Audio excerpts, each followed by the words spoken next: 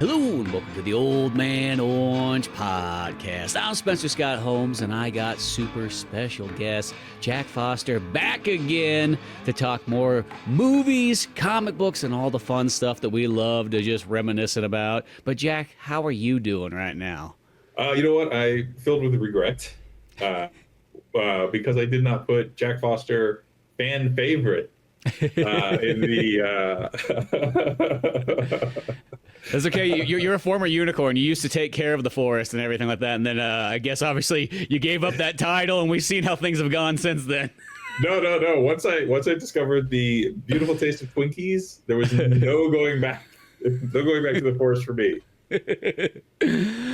But yeah, so we decided to talk about 1982's The Last Unicorn. But first, we were just gonna I was just gonna say, like, hey, how's your projects coming? How's your artwork and all that good stuff? You know, speaking of artwork, how's your gun comic? I know that it's always a work in progress. Believe me, I know that more than anybody else.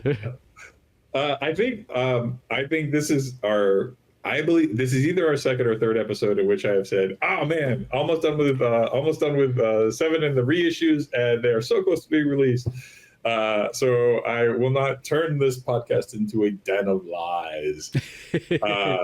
But truly, like, they're in shape. One of them, actually, I think I can. I got a kind of a sort of physical and everything like that. So it is happening. How's it going? You know what? I was doing something today, which a lot of the art that I love that era in like the late 80s, early 90s.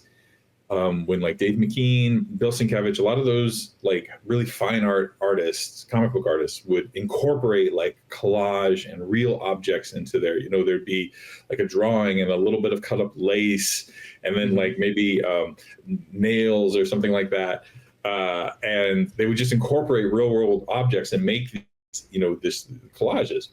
And I've always been like a little timid about that because I'm not really I think then you like, I'm okay with a pencil and I'm all right with a paintbrush. But when you start bringing in like, oh, you have to do photography and like, how are you going to capture all this stuff? I feel like you're out of your depth, son.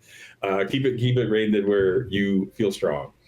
But I had this page that I was worried was just a little bland. Panel, stuff in panel, and like and all the accompanying pages near it, there's all this busyness going on around it. And so I was like, what could I do to really, and not to give too much away, but there, like it has something to do with the internet.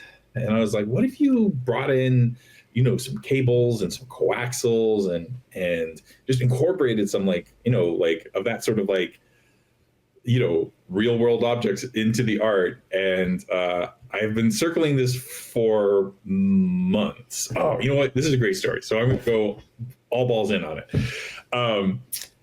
So first of all, I was like, well, where do I find this sort of stuff? Like, I definitely wanted like an old cable box, and I wanted like little bits of circuitry and debris and stuff like that. And I was like, I don't even know that people have cable boxes anymore because everything's, invisible. Mm-hmm. So I live in Los Angeles, where you no matter what it is you need because of the entertainment industry, you can find it here. So I was like, all right, where is like an electronic junk seller? And sure enough, there's a sand crawler out just past Pico. Where they were like, hey, we saw specifically this. And then they kind of, I think, like it's a big, imagine, I don't know, like a Costco of just used electronic goods. So you go in and there's like one aisle is just like nuts and bolts, and then another aisle is old TVs, and another aisle is old stereos, and then just go, and there's just stuff after stuff after stuff, and then it's all like meticulously like boxed and binned, and hey, do you need old circuit breakers? Here's a box of 100 of them. Cool. And I was like, it's so it's so weird to think of something so abstract as like, hey, is there like a weird electronic goods junk store? And then you look, and not only does it exist, but it is so much better than you think. So I went around, found a bunch of stuff like, oh, here's little adapters, and here's wires, and here's cables, and you know, like here's various coaxial nodes. Do you want to have one that's a 3-prong, or do you want one that's a 5-prong? So I just gathered a bunch of stuff. They have these big industrial baskets, so you just throw all your stuff in. And then I go up to the front. I'm like 3 guys in from stepping up. Guy comes in, puts the stuff down. The guy behind the counter looks at it all over. About $40. He's like, all right, here you go. Guy in front of me looks at the stuff. Kind of the same thing. About $40. What do you say? And he's like, all right, sure. So I can sum up, and I'm like, I already know it's $40. Here you go. Thank you so much. He's like, whoa, $200 for you. Coming here expecting you're gonna get $40. I'll tell you, back of the line. They really gouge you. So that in itself was kind of a fun thing. But then for the longest, this months ago, and I've been sort of shy about like actually doing the thing, because I'm like, are you going to really commit to this? And like for a project that is this late, do you really want to spend, you know, however many hours kind of making this thing? Just. You got to stop sometime. So, but finally I was like, look, it's like, you got to start crossing all these pages. I have to start crossing all these pages off this like frozen done. And I was like, either you're going to do it or not. And so I was like, why not, have fun. Like this doesn't have to be, you just never know what you're going to get. Like sometimes these experiments, sometimes they're awful, but then sometimes something really, really magical happens. And I was like, invite the magic. So I went and I started scanning it and sort of assembling it and sort of kind of doing a little bit of like, how do I make it the shape that I need? Instead of photography, I used my scanner. I put like a plane of glass down on top of the scanner so I wouldn't scratch my surface or anything. Oh yeah. And I am like, and then I took and spray painted some of the stuff because I wanted it to kind of like have this cool metallic-y silvery, like I wanted it to look sort of, like old bits, parts, and bobs, but sort of repurposed to look newish, to look sort of futuristic. And so like I'm really happy with how it turned out. And so I think the lesson is, hey, when you have that little voice saying like, hey, try it, you gotta encourage it, man. Like yeah, what does it hurt? Yeah, no, exactly. No, I think that's always a good one. And plus, I think when you try different variations of artwork stuff, even if maybe that's not exactly what it will end up being in the long run, it kind of inspires you in different ways. There's something to be said about going out and just, hey, like I'm going to attempt some like literally physical art in a sense, beyond just pen and paper and so on like that. But I mean, it's actually going to be actual objects in 3D space, and shuffling that around and so on. And plus, that store just sounds amazing. Actually, oh my god! I hear about that. I'm like, well, I just one, I always love old TVs and VCRs and Laserdiscs and anything of that nature. But also the fact that here's one that's going to have all the adapters and plugins and so on and doodads and whatnot that you probably may or may not need. Those things that you buy and then you'll be like, this is cool. You put it in the corner and be like, I'll figure out something for this later on. No, I would say like fully half of the stuff I got was for this, and also it's a highly intuitive process because like I was like I don't know really what I want. Like I didn't go in there looking like I want a solid state, with 3 coaxials coming off of it. It was just like vibes only. Like I'll go in and something will speak to me or not. And that was what made, I think, 2 things: the organization of it. If it was just like a flea market and you walk in and it's just random boxes, bins just jammed it, you're just digging through stuff like an animal.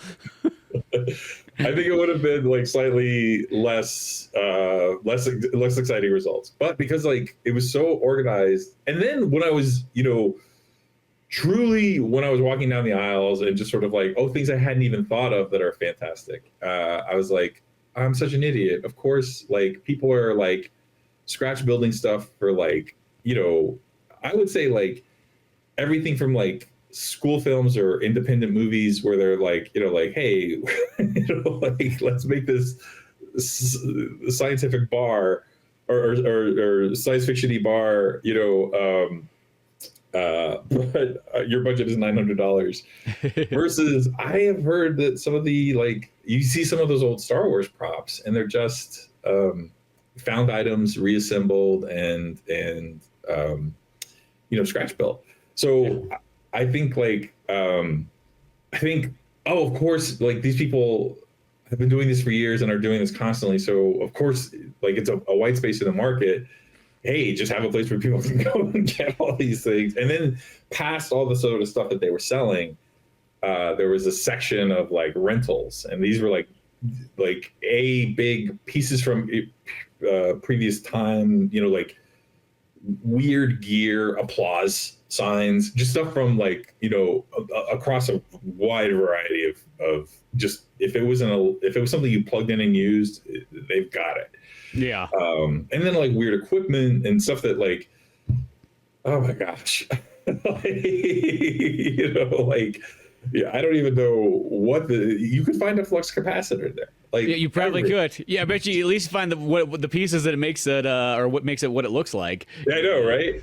So it was fun, kind of like, it was fun discovering that and then sort of plugging into it. And then I think the thing that you're saying, which is once you start down this path, like everything reacts to the other things around it, and it causes you to look at things differently and sort of interpret things differently. And when you're interpreting things differently, like you bring new stuff, you bring something new out of it, and you sort of bring new life to it. And I think in particular, part of this project has been getting the new issue done, and then the other half has been sort of revising the old issues in this new format. And that is taking sort of like old material that is like, as you know, keeping stuff in print is a constant. Keeping stuff in print is like having a ADHD 1-year-old toddler running amok through your life, because you cannot keep track of inventory. You cannot plan ahead. You think you've got enough and you never do. So all this stuff is old completed material that I'm trying to sort of reformat, and I don't want to change it too much because you want it to sort of still be the thing that people initially liked, but you want to live in the new space well, so it's kind of a restoration, but also a little bit of a remix. And this felt like it was like, oh, you engage with the stuff in a different way, and then that makes you see it differently, and then you present it in it looks fresh to you. Now, if it's fresh to you, you're engaged. Mm-hmm. No, I know, just reprinting old stuff, like it's tedious, and like once I'm done with stuff, I never want to see it again. Yeah, sometimes it's like, okay, what's on to the next thing? But then there's something fun about repurposing things and so on. I myself have been doing a project kind of like that. I've been writing a novel recently, a nonfiction or a fiction novel. I've done a nonfiction. I've done a nonfiction book. I've done comic books, but I'm doing just a straight up novel. And I kind of went with that idea because I always loved to write, of course. But like I felt like, you know what? If I just kind of write a novel, I can actually kind of do this literally on the go, pretty much just with, Microsoft Word on the phone. I can just, lay all my ideas in there, and then I can come and reformat it when I get home on the computer. But since it's all synchronized to each other, I just have it with me everywhere I go, got my notes and everything.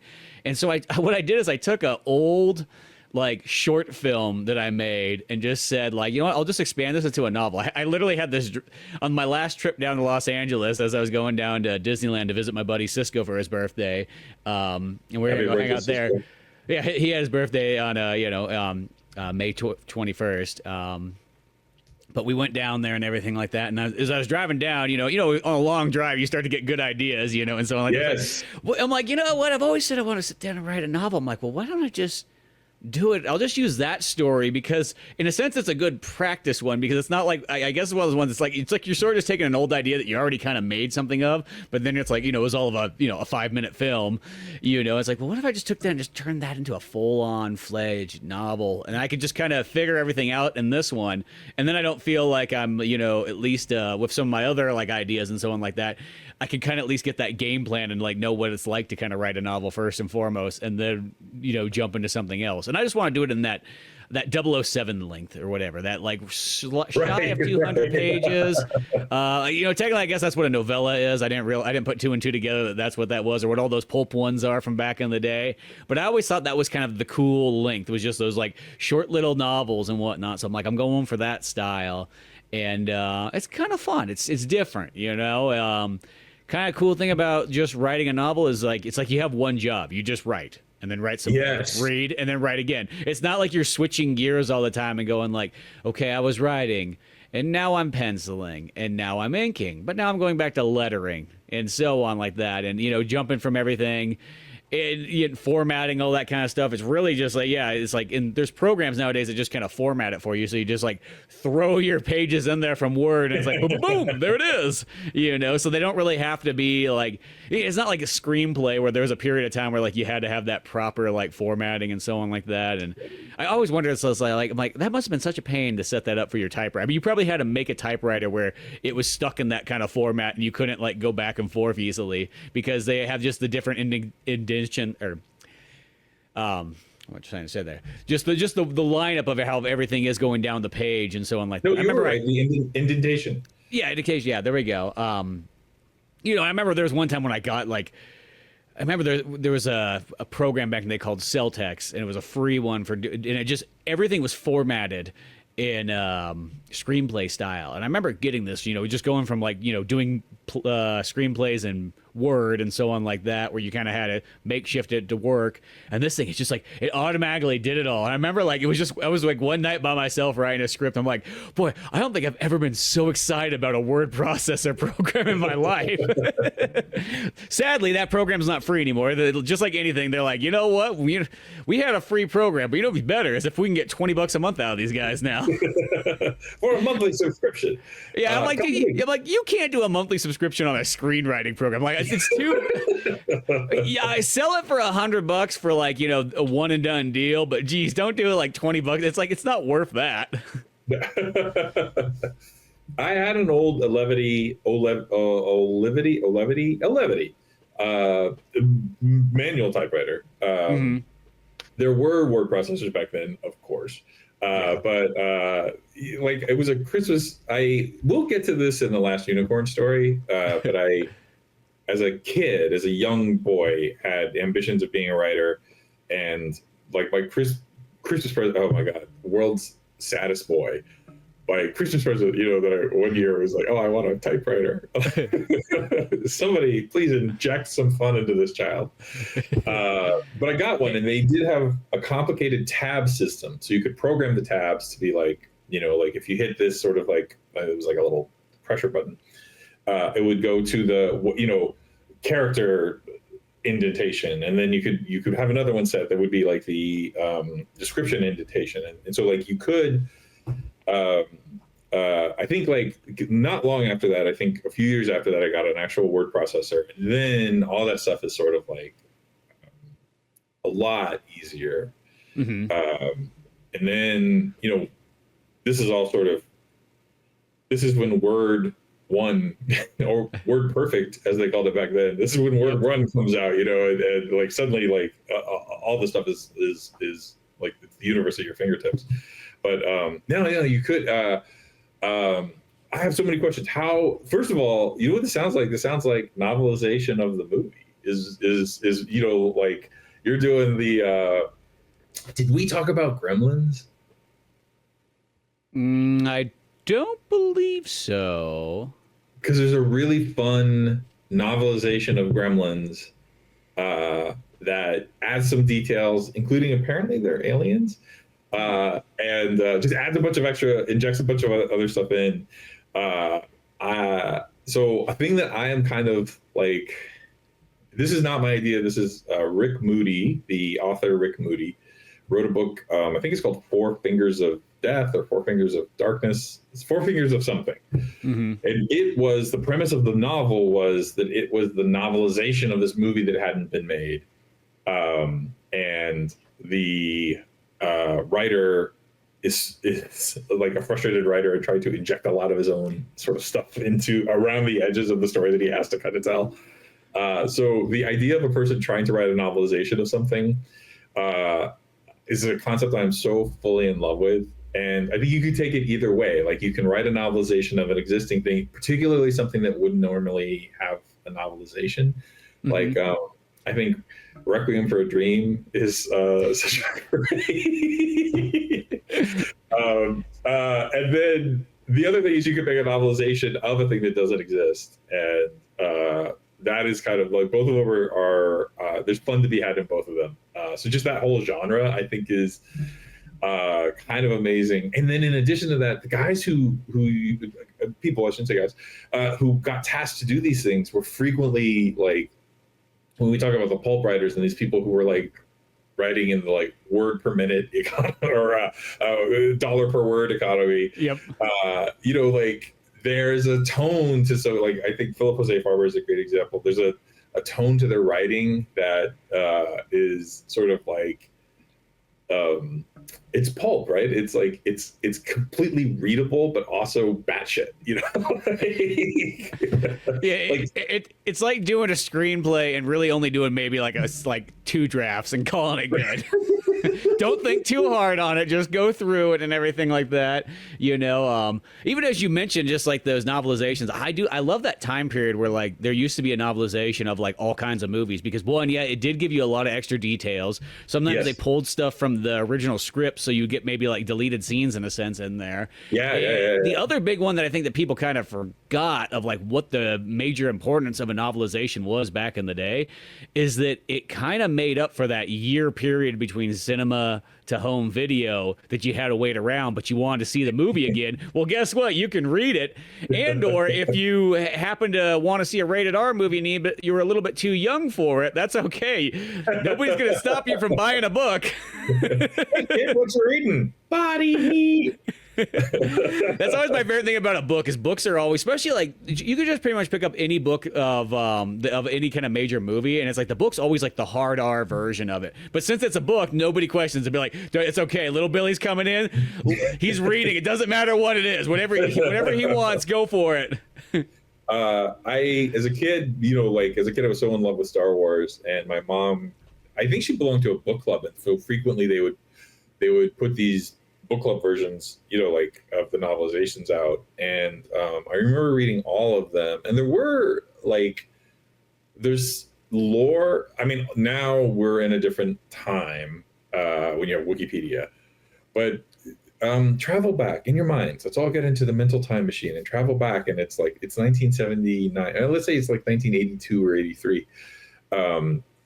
VHS doesn't exist. So you saw the movie in the theater, it stopped playing, and then that was it. Now it just exists in your memory. And then there's not this sort of super connected network of information. There's you might have had a fanzine, or a friend might have had Cinefantastique or something, or Fangoria. Why am I jumping to the other one?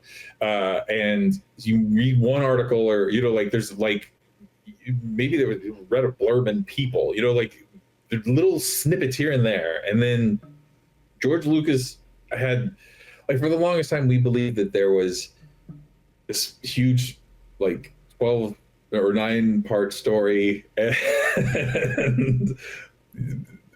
Star Wars was part 3 or 4 of, and we believed that he had the story in his mind. I don't know that bears out. And there was all this stuff that never occurs in Star Wars. I don't think the word Sith pops in the old 70s version. They may have added it in now. No, because they call them Dark Jedis in that time period whenever there's pretty much a Sith character. So some of this stuff that you would hear just in the sort of ecosphere, and it's not even, it's oral tradition. Somebody at your school says, Darth Vader is the Lord of the Sith. I saw it in a magazine. And you're like, what? I guess so. I can't say you're lying, but so like a lot of the stuff, like the novelization is where you can kind of get some validation on some of the sort of like loose threads that didn't make it all the way in, and other characters.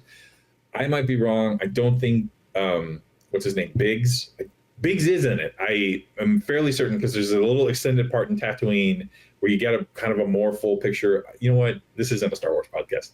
Yes, novelizations are great. I've always heard there's a deleted scene that has Biggs in it, and I don't know what the heck that appears on, because I have a handful of versions of Star Wars throughout the years on DVD and VHS and so on. But where there is I've seen stills. I've never seen like actual footage. And at this point, I think like even if there is like like, oh, this is a great scene and add so much context, I like don't add any more. It's close. It's done. It's good enough as is. Yeah. Yes. No more adding. It's funny you say that, because just the other night, I get that sort of like dream twilight as you're slipping into sleep. I was like, you know what would suck? The guy who played Biggs, he's in this movie, like not audition, like filmed, and doesn't make the final cut. All right, that happens. You're an actor. It happens from time to time. You got to spend a summer in Tunisia, but then the movie comes out and it's the biggest movie of all time, and like for the next 50 years. Not just any movie, not just any film. But it's like, like at a certain point you're like, huh. And then after a little while, you kind of have to be like, what the fuck, dude? Put my scene back in. You put these movies back together in '97 and you still didn't put my scene in? Because, I don't think this guy had a long career after that either. So you're like, it's the one. He was jaded by that point. He saw how it was going to go. So either way, you know what? Pour one out for Biggs. Good old Biggs. You got done wrong. Oh man, but his legacy still always lives on. His character name at least exists in Final Fantasy games. They like to pop him in there. No, and I think that it is cool at this point to be like, there is so little dark matter left in Star Wars. To be like one of the B-sides or the outtakes off of the Star Wars legacy. But sorry, go back to your novel. How far are you in? So I just checked it today. I'm at 114 pages. Wow. So I've been trucking along, and it's kind of interesting because most of the time when I have a story, I mostly have like a lot of it kind of complete, and this one I just kind of just went with. I'm like, well, here's this 5-minute story. I'll just turn 5 minutes into 200 pages. Come on, you know what I mean? So like I'm kind of doing a little bit of that I call it like that Stephen King writing, which means you have no idea what you're doing, but you're just going along with it. Yeah. because he even said that like in that book that he has on writing, he's like, he's like, I don't know what the ending is or anything. I just keep writing. We'll just see where we're going, using that kind of format of just sort of going with it and so on like that. As I said, I had a 5-minute little story, and nothing too like radical, but I just did it whereas like so in the story, it just has a very artsy name too. It's called Quietamente. Not using that name. That could be a chapter name if anything like that. But I'm not putting anything in there that can't be typed easily. But so it's just pretty much, it was just a little horror story about a couple where, they just got married and everything like that. And then the girl gets infected somehow, some way. It was only 5 minutes, so you didn't see how, and pretty much turned into like a vampire-like creature. And the fact that the husband had to kill her in a sense, but you don't really know exactly how it ends. So I was like, simple enough. I'm just going to run with this and really extend it out and see what I can get out of it, because I don't really know. You know what I mean? As I'm kind of going on, I'm getting these ideas. I'm like, I'll use some of these like Native American folklore things for like their kind of variation of a vampire and just kind of work some of that in there. Have it take place in the mountains with a little like logging community and so on like that. And as I just kind of going on, I'm just kind of expanding this simple story that I had, but I thought it would make for a good practice one. And I guess if I'm 115 pages in it, it kind of worked out well. If I got about like 25, 30 pages and kind of petered out, I'd be like, well, maybe I should have went with one of my other ideas. No. Clearly it's so at this point, do you think you're like, you're treating the initial short as a kind of like jumping off point? Where you're like, that's a sketch, and now I'm going to I'll let it go in different directions, or sort of expand out in any way you want? I'll probably do this as a one and done. I mean, it could leave open ended, but I think it'll just be just a fun, give or take 150 to 200 pages is kind of like where I'm trying to shoot for and see where it ends up at, you know. And as I said, I'm having a good time with it. I think it's kind of fun, and it's like a little bit different. I'm doing horror, which I've always wanted to do in movie wise and so on like that. But technically, other than a couple Pizza Boys episodes that have a little bit of horror elements, you know, it's always kind of fun. It's like horror romance is kind of how I kind of went along with it. Just completely different genres. But yeah, it's just kind of fun. It's kind of cool to go back to some of like old stuff you have that you don't even think much of, and then you're like, oh yeah, forgot about this. Was a cool little short. You know, it was fun to make and everything like that. So like, why not? Well, let's just expand on it and kind of run with it. And I think the upside is too is that I feel like I'm gotten more comfortable with writing novel format now, just in this process here of where I'm at. So I have a handful of other ideas that I always thought would be kind of cool. Whether, you know, I always thought they'd be cool for movies. But I also thought they'd be cool for comic books. But sometimes some of those ones, they're too, I'm not going to say too grand, but like one of those ones like, are you going to be able to sit down and draw 12 issues of this to complete the story? No, but I could probably write a 200-page novel on it, though, you know, and go from there. You know, at least I can kind of do that in a realistic time frame. Because I will say that the nice thing about kind of writing a novel is, and maybe just I'm just comparing it to like drawing, but it does feel like it goes by faster. Like in a sense. Oh my God, I don't think people understand. Writing a comic script can take an afternoon. Drawing it is going to take 3 months. You know, like, I want to say this. There's a joke that I've always used for whenever I see like a writer and then like an artist type thing for a comic book. I'm like, so one guy works 3 days and the other guy works 3 months. Yes.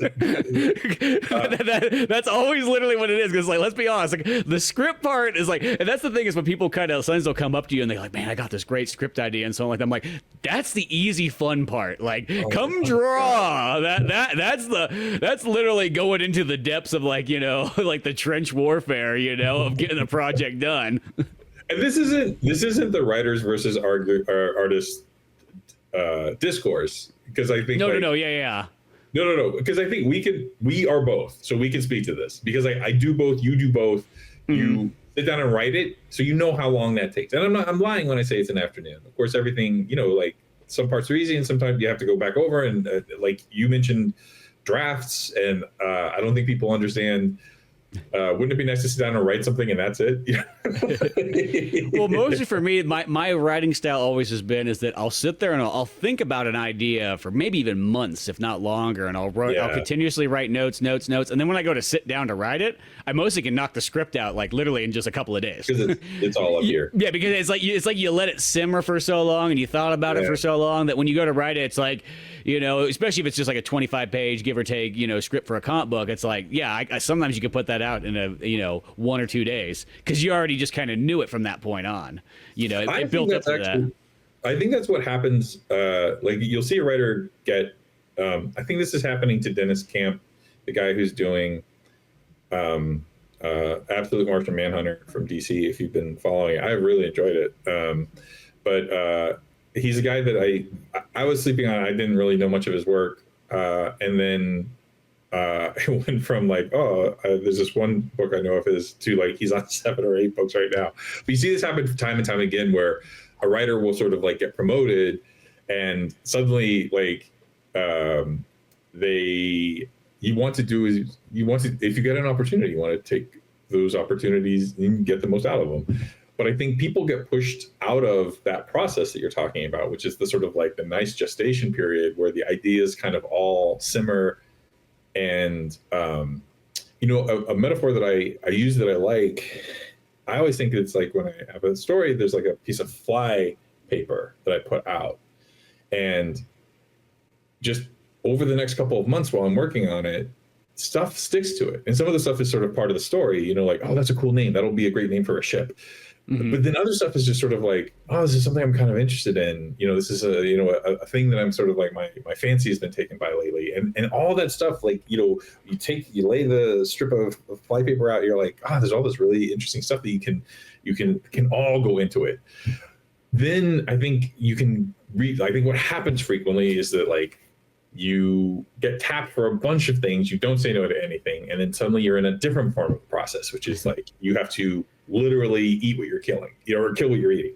Where you're like, hey, we need a new script for something. Oh, I don't have anything. I have to come up with something. I have to come up with it in the next 2 weeks. And I think that's why sometimes some writers, not all, I think they kind of hit a real shaky period, because they're just two different ways of approaching the work. Both are fine and both yield good results, but for me personally, like what you're describing, that is completely my process, and I think the best stuff comes from that, because like a stew, oh man, full of metaphors, like a stew, the juices from one thing flavor the other things, like a little bit of the meat is flavoring the carrots flavoring the meat, the stew is flavoring everything. So all your ideas for the story are not in isolation, they're influencing each other, and it makes the story richer. And then like other connections come out. It's a great way to work. Yeah. So, and I mean, this one's a little bit different because I kind of, as I said, I had that base idea, and then I kind of just ran with it at the notes, and then I was like, I'll start writing it before I even really. I actually I know what my ending's going to be. I guess I have that part there, but It's one of those ones where a lot of the other stuff I didn't have actually as much notes on this, especially for the fact that it's got to go to like 200 pages almost. I definitely didn't have that amount of notes for this story. Out of like it's like all the stories I have. It's like I have books of like all kinds of like here's a good idea, and here's notes. Don't use that one. Go with the one that's real short. But as I said, it's what you're doing is there's training wheels on, right? Yes. Like it's a story that you feel comfortable with, and you can learn in the process without like the process overwhelming you. Exactly. And then it just doesn't feel like I kind of felt like if anything did go kind of wrong, it's not like you felt like you blew, and like I guess you would say like what you would think is like your pinnacle idea that you kind of have on the back burner or something like that. You could savor that to like when you feel like you're like, okay, I got this format down, decently enough. Yeah. And then the opposite can happen. You can get in the weeds and then be like, you know what? I don't like writing. I don't like novel writing. It's not cool. So I think like, if you get a little under your belt, it gives you the confidence to then sort of try something more ambitious. So I think like, no. I am super excited to read it. I like very excited for like, this is a new direction for your sort of creative output. And then this doesn't have to pull away from Pizza Boys, because like writing is, I don't know how to describe it. Like, I think you could sit and you could write for like 2 hours in the morning or what, you pick your time, and then still have like a full work day of comic work. Like writing is just weirdly, hey, everything can be very difficult. I'm not saying it's easy. I'm just saying like the complications of art, it takes an enormous amount of time. It's a slow process. It's a little painstaking. And when you try to speed it up and go faster, the art suffers a little, so like there just isn't but like writing, if you think about it, the editing phase is different, but the writing phase travels at the speed of your thought, so like, and like you're saying, you can just start, follow a thread. In final analysis, you may kind of go down a path you're not going to use, but it's not like it's not lost energy or lost, or waste. It's everything makes the story more fleshed out. You get a sense of like what is working or what isn't working, or I just need something else to make it work. No, I'm very, very, very excited for this. Yeah, no, as I said, it's just been kind of nice because that's the thing about, writing, as long as you're not in like a stump or anything like that, literally writing to me, I just feel flows and it goes. And worst case scenario, you put a pin on it for today and you come back tomorrow, and lo and behold, I've never had an issue. It's like, you come back the next day and then it starts flowing again, Yeah. Where, drawing, doesn't matter how amped up you are, it's only going to go as fast as drawing goes. And the one thing I learned is the better I got at drawing, the slower it ended up getting. It's like it did, because now you start detailing it more and you start looking at it, and then next thing you know, it's just like it never got any faster. That's all I thought about. It's just like I felt like it's just the same plodding pace, So as I said, the writing's been kind of nice because I literally been doing the majority of it off my phone, and then as I said, I can come like when I'm at my own computer on the weekend, I can come and kind of, format it and look at it and reread and go through it that way. But it's kind of amazing just with how much stuff, and even just being able to like, just sit there and, literally speak into it and just run with it for a while and then just use it to kind of, okay, now I know that kind of came out as a big chunky paragraph. Let's just reformat that real quick. And boom, there we go. And so on like that. And as I said, it's just been kind of like a very freeing way to just literally have something in your pocket that you could always pull out, and if you had some time to kill, just literally even sitting in a vehicle, you could sit there like, oh, I got a half an hour to kill. Well, I'll pull this out. I can just write for a half an hour. Why not? Or type technically. This is my favorite. My two favorite times to write. The thing that you're describing. I don't know how to use the verbs on this. There's the dreaming it up part. And dreaming it up is everything. It's sort of like getting the concepts and sort of moving stuff around in your head. I always think it's like a Rubik's Cube, you're sort of like, try this, do this. But that can also include like dialogue. You flash dialogue in your mind and you think of like what a person can say and what the response to it is. And then there's the actual like taking sort of like, I think like transcription, where you're taking those things and you're sort of writing them down, and you're either like typing it out or you're writing it longhand or whatever, but you're taking the stuff that's in your head and you're sort of putting it in a final written form, or not final written form, in a written form, which you then, it's like carving, yeah, you get it to be elegant. But the writing part, the dreaming part, I think you can, like you're saying, you can do anywhere and under any circumstances. And I love writing in the pool because you're doing this aerobic activity. Two things, right at the number one, you can't take your phone with you in a pool. So for whatever amount of time it is, unless you like to live dangerously. So like no one can bug you. So if you're in the pool, you're undisturbed. And then you're doing this aerobic activity. The brain is getting a lot of oxygen. You're doing these sort of like submerged. Like I think this is woo woo or kooky, whatever. I don't care. But when you're underwater, to me that feels like when you're in your head, like in your thoughts. I think it's so similar. Like the world is sort of muffled out, and you're in this sort of like sensory deprivation. And it's just you and the sort of like whoever you are inside your mind. And so I think like swimming is like not doing laps, you're focusing on a physical activity, and that can be a little. Yeah. If you do too much of that, it's hard to think. It's kind of like the weird one is like, if I walk, I can think really good. If I run, I kind of like, I can't think nearly as well anymore. Oh my God. Yeah. Bike riding is my answer for that. Cause I think like bike riding can be, it's both, it's a passive state, and then you're still, energized.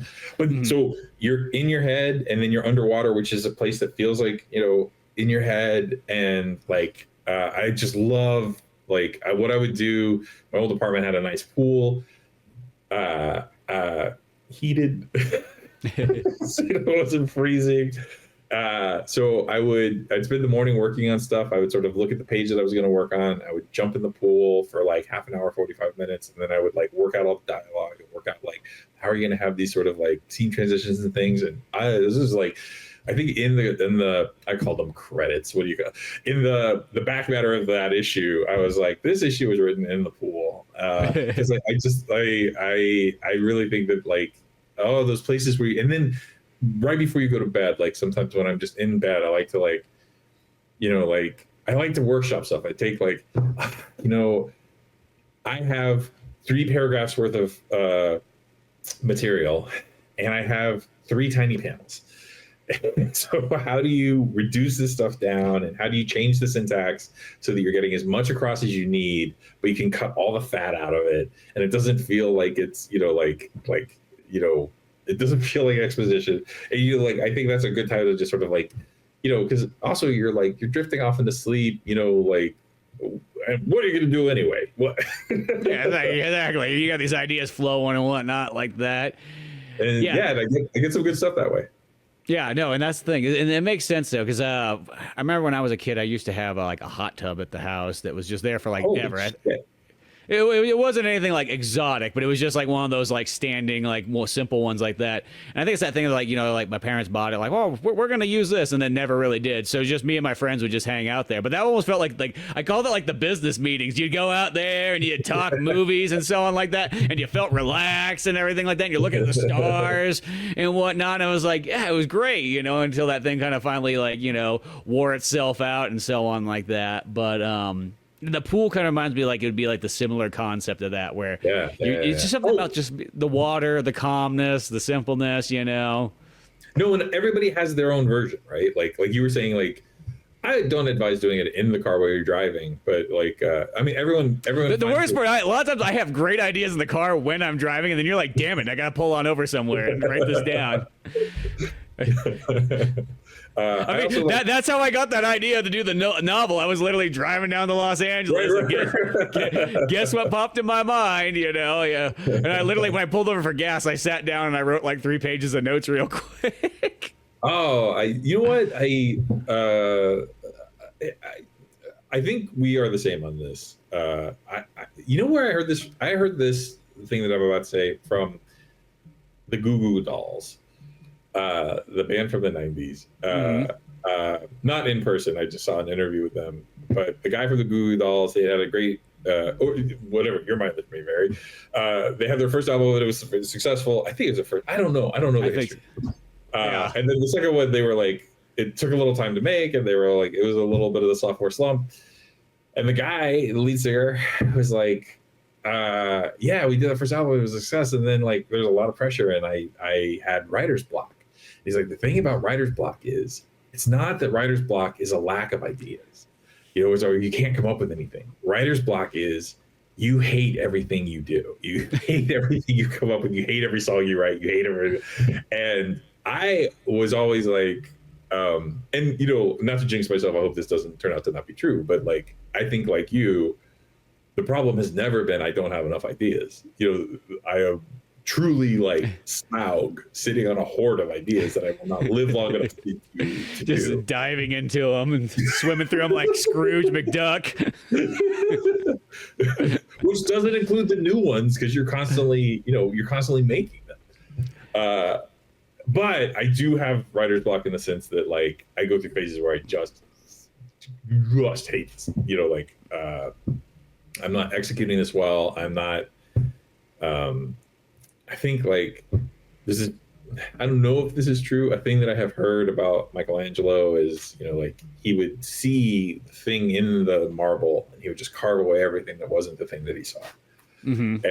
And whether that's true or not, I think like, oh, that's a lovely way to think about stories, because I think, the story's in there. You're just trying to bring it out, and you sort of like, oh, I'm doing it wrong. Like this hand looks wrong. Like I know what I wanted to say. I know how I want the person to feel when they're reading this part, but it's not conveying properly, or like I'm bungling it somehow. So that is like, I think that is writer's block. Writer's block is just that sort of like your head gets into a space where it's staticky and doesn't like the stuff that you're doing, or whatever, or works against you. And that's rough. Yeah, and mostly whenever I get to that point where if I'm writing for the day, and then sometimes I'll do a thing where I'll just kind of like finish just kind of like the thought that I'm at for the moment, which whether that be a chapter or a scene or a page, depending on what type of script it is. Sometimes I'll just kind of call it a day there, because it's like I feel like, okay, it's you can kind of tell you've hit the wall, like now you're sometimes you just fill in like the last bit of like core details is what I sort of look at them like, just like the facts in a sense. Like this, at least it kind of explains what it is. It might not be exciting yet, but at least it kind of gets you from point A to point B. And then a lot of times when I just come back the next day, or maybe even 2 days from now or something like that, and one of the easiest ways for me to get back into that zone of like, I guess you'd say creativity, is I literally just go back a little bit farther and just start reading ahead.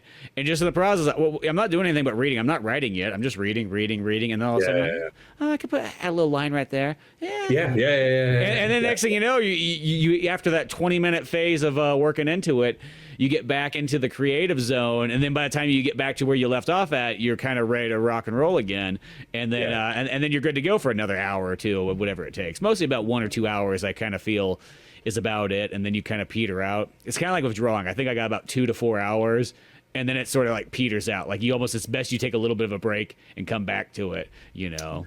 I am so again, because we work, we do all of it. Some of it is easier than other parts of it, and I think like writing and art take a lot of focus. So like I try to load those early in the day because they're the hardest things to do, and like if you save them till the end of the day, you're very tired and it's easy to fatigue out. But I also you look in a given day, you have like, let's be honest, you have 50 tasks, but you're only going to do 20. So you're going to get through 20 different things, some of which is the actual comic making. A depressingly small amount is the actual comic book making, and others are like ancillary to the comic. So I always like, I think the thing you're saying, I try to pull off before I hit that like wall. So like I'll draw for a couple of hours, not like a marathon, not like, it's not a marathon, it's a work day, but like not like 8 hours. I'll draw for like 2 or 3 and then switch, you know, because you can easily switch to like, okay, I draw and then I also paint, and then I also take the paintings and put them in, you know, digitize them and prepare them, you know, to put them in the comic, and then you letter the comic, and then you sort of like you make, and then you update your fucking website, and then you do all this other stuff. And so like there's a series of tasks that you could switch over to, and I, having done it the other way, I think like where you just sort of you sit down, it's a Saturday, I have all day to work on my comic, and you're like, okay, I'm going to draw all day, and like with the best of intentions and a full pot of coffee, you hit 3 o'clock and you're like, because the focus is so intense, you know, and then you're tired, and then you like take a nap, and then you're like, why do I suck? Why can't I, you know? But I think if you distribute it differently throughout all these different tasks that you do, and then at the end of the day is all the stuff that's sort of like, you know, like copy pasting or sorry, email. Yeah. Yeah. You know, like we're like, I don't know. This is I don't have to be on for this. I could phone this in. Then then you know, like in fact, I have this stuff that I love the feeling of kicking something to the end of the day, because like I suspect the same, like the day does not end at 5, the day ends when you go to bed. So like the end of the day for me is sometimes like 10 o'clock, and you're just exhausted, you know what I mean? Yeah.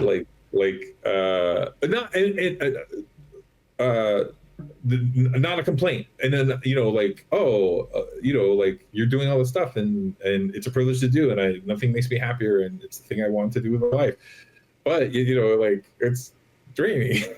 So you're tapped, you're like, wow, you know what, I'm done, and I don't want to look at the screen anymore, and I don't want to, you know, so like it's nice to have those like that last hour of it just be like, oh, this is just stuff I don't have to be really like, I can kind of like autopilot, and I'm really just admin on this. I'm not working very hard. So it's structure it out definitely works well, and so on. And just like anything, balance is the most key thing, you know, because if you don't have the balance in there, that's what will throw it off. Yeah, you might be able to go a while just kind of like powering through it, but yeah, proper balance is what will have the longevity and so on. But no, as I said, this has been kind of a fun little different path of SoKind. I feel like I've tried like so many things of the multimedia world. I haven't done a novel yet, so I guess I've done a nonfiction book. So like, why not do a novel now? You know, I just feel like I've just, you know, traveled through of playing music, making movies, doing animation, streamed into comic books and acting, and then, you know, lo and behold, writing a workout book, and now writing a novel. So why not? No, I think they're all different disciplines, right? But the thing that you said earlier, I think some ideas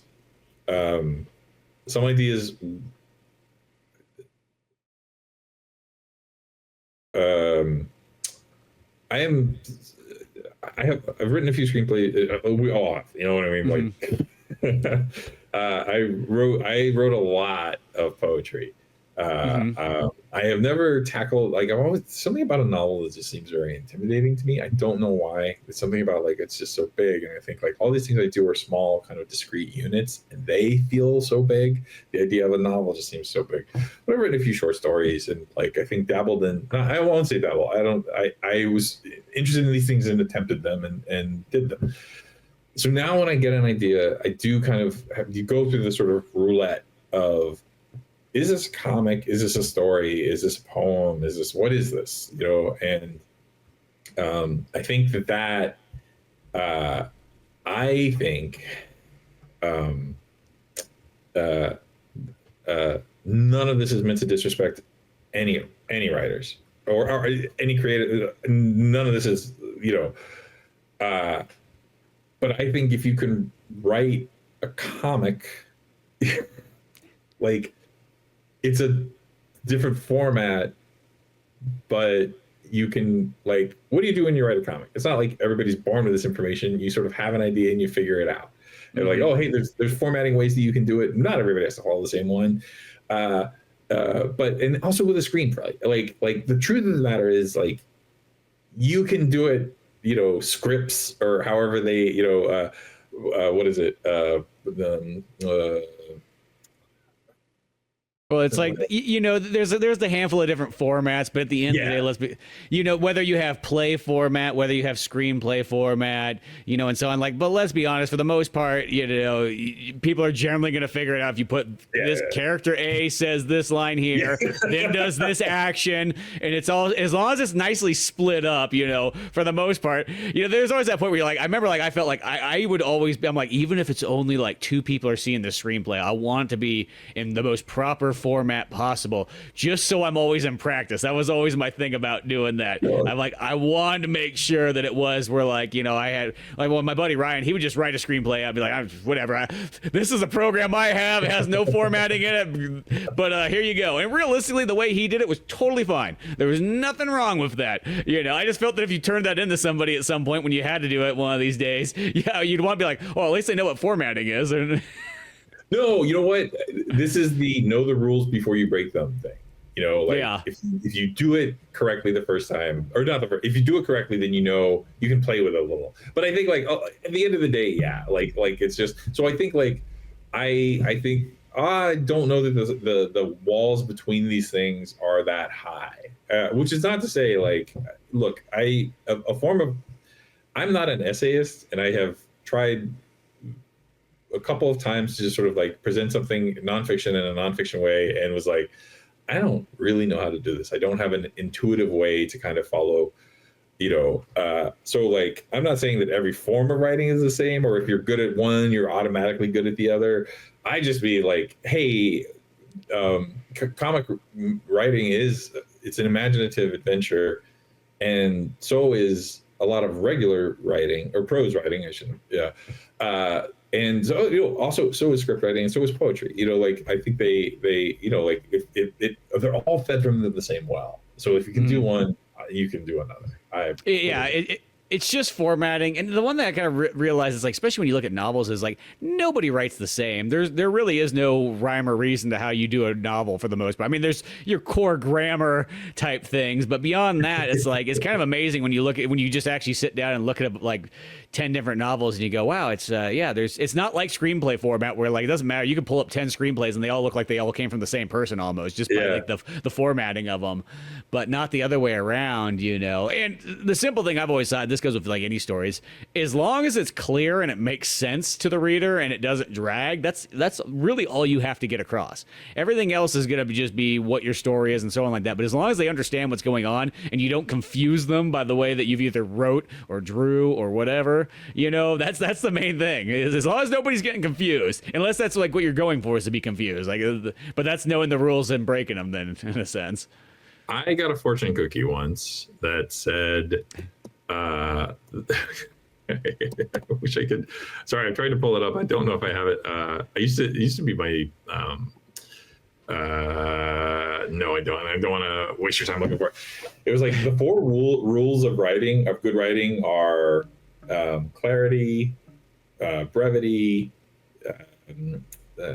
Forget the other two, but basically what you're saying, like, hey, first and foremost, is the thing that you're expressing conveyed in a way where the person understands it? And if it isn't, like, start there, and then, like, are you taking too much time to say it? Can you bring it in? And I was like, wow, this is the best fortune cookie I ever got. Yeah, like I said, that all came from a fortune cookie. I've never got one like that before. No, it's amazing. I have lost the original fortune cookie to my shame, or the not the cookie I ate. The cookie. Yeah, you made sure that was taken care of. I kept it for the longest time, but for some reason, somehow I lost it in one of my moves. But I had a picture taken of it. I took a photo of it because I was like, "This is amazing." So I keep keep the picture around. But yeah, great advice. No, I like that. Yeah, good fortune cookies. You know what I mean? Like, I gotta like that. It's a little bit of inspiration there and so on. But well, I was thinking, we've gone through all this good old fun talk about creativity and so on like that. But, one of the best ways to get back in that groove of getting your creativity flowing again and getting inspired and so on is, well, you either just throw on a classic old movie. And that's sort of what we did here is we decided, so if you're coming here like, Jesus, took them an hour to get to this. We thought we would go back in time with... the old last unicorn. Boys, there's my lights all so bright on it. Look like glare.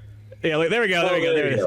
There it is. So this is like literally one of the original VHS tapes that I ever had. I mean, probably like first 5 maximum of ones that were bought. Because my parents did a lot of things where they taped everything off TV. It was like that was what the VCR was in the 80s. Was just like it was just there. You wasn't there to buy movies. No. You get a bunch of cassette tapes and you tape off of anything and everything. Fox, HBO, doesn't matter. If you get HBO free for the weekend, guess what's going on? We're taping all weekend long.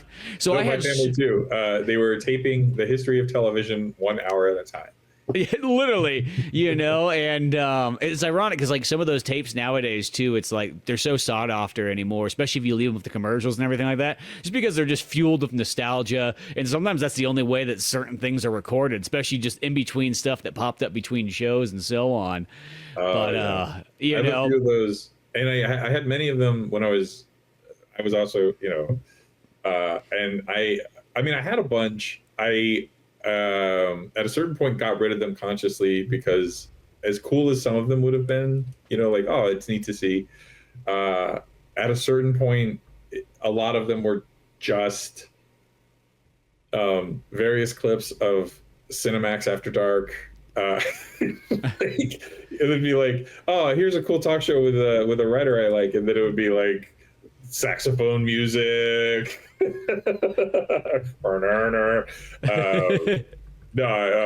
Yeah. But a friend of mine years ago now, like 10 or 15 years ago, had a VHS tape of Saturday morning cartoons, and those were fun to see again. But the commercials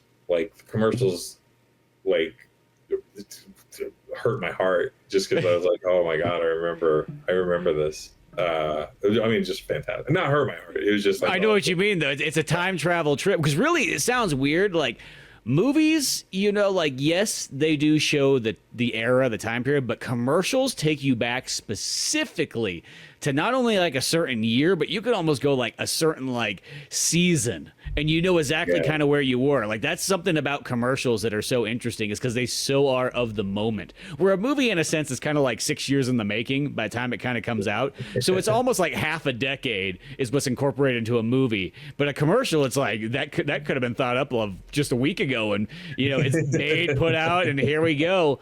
And so it's right of the moment, and it's kind of funny. It's like I'm at that point nowadays where it's like, it's anything I can pay for to like not have any commercials. Be like, oh, Amazon wants to put commercial on there. I'll pay $2.99 a month to get rid of those commercials. You get those dirty commercials out of here. I don't want to see those or something like that. Somebody brings out a tape from like 1988 that has the commercials in it. I'll sit there and you can fast forward the movie. I'll just watch the commercials. It's so weird how that is, but like once you get retro commercials, there's a weird nostalgic thing that comes in that you almost look forward to seeing them. It's the thing you're saying. It's because, and also I think your, I don't know if you had this bootleg, but the bootleg of the Star Wars holiday special had commercials because it was taped off of TV or something. And it's like somebody taped them in the Midwest too, is what I remember.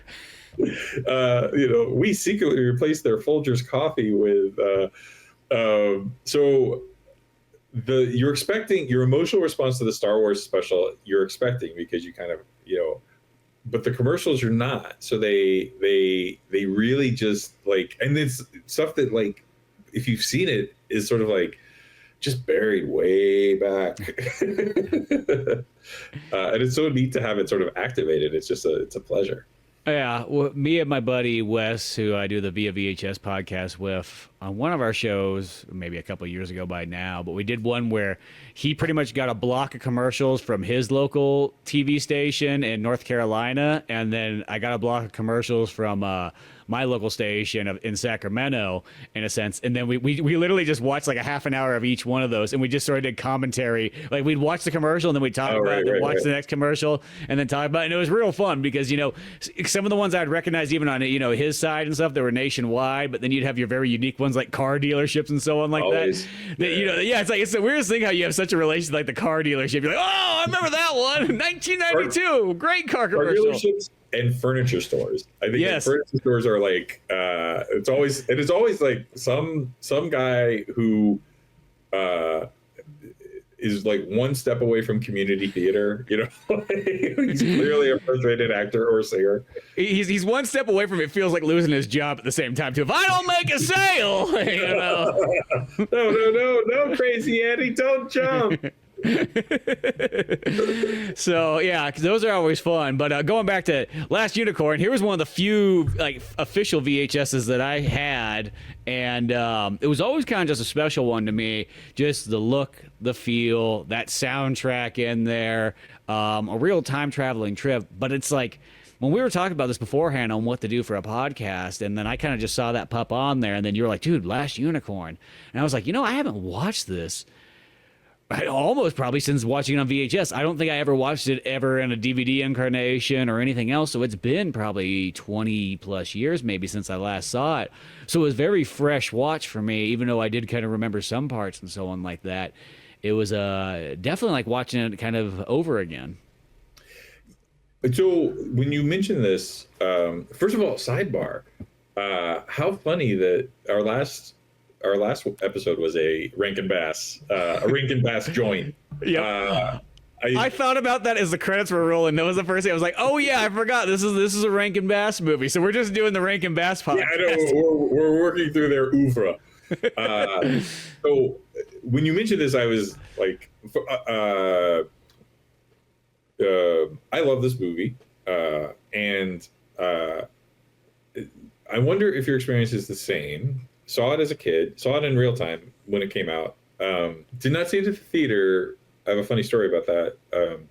But I think when it came to cable, and you saw it in real time too.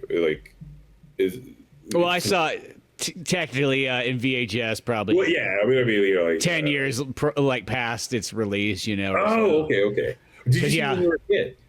Yes. So I mean, I did, because this VHS here, this would have been when I saw it, and it's an '88 version of what it is, so it's a little bit of a post-release, but yeah. So my experience, strapping gentleman that I am now, was a very different child. Like I did not get my growth spurt until extremely late. I was a small, thin, like.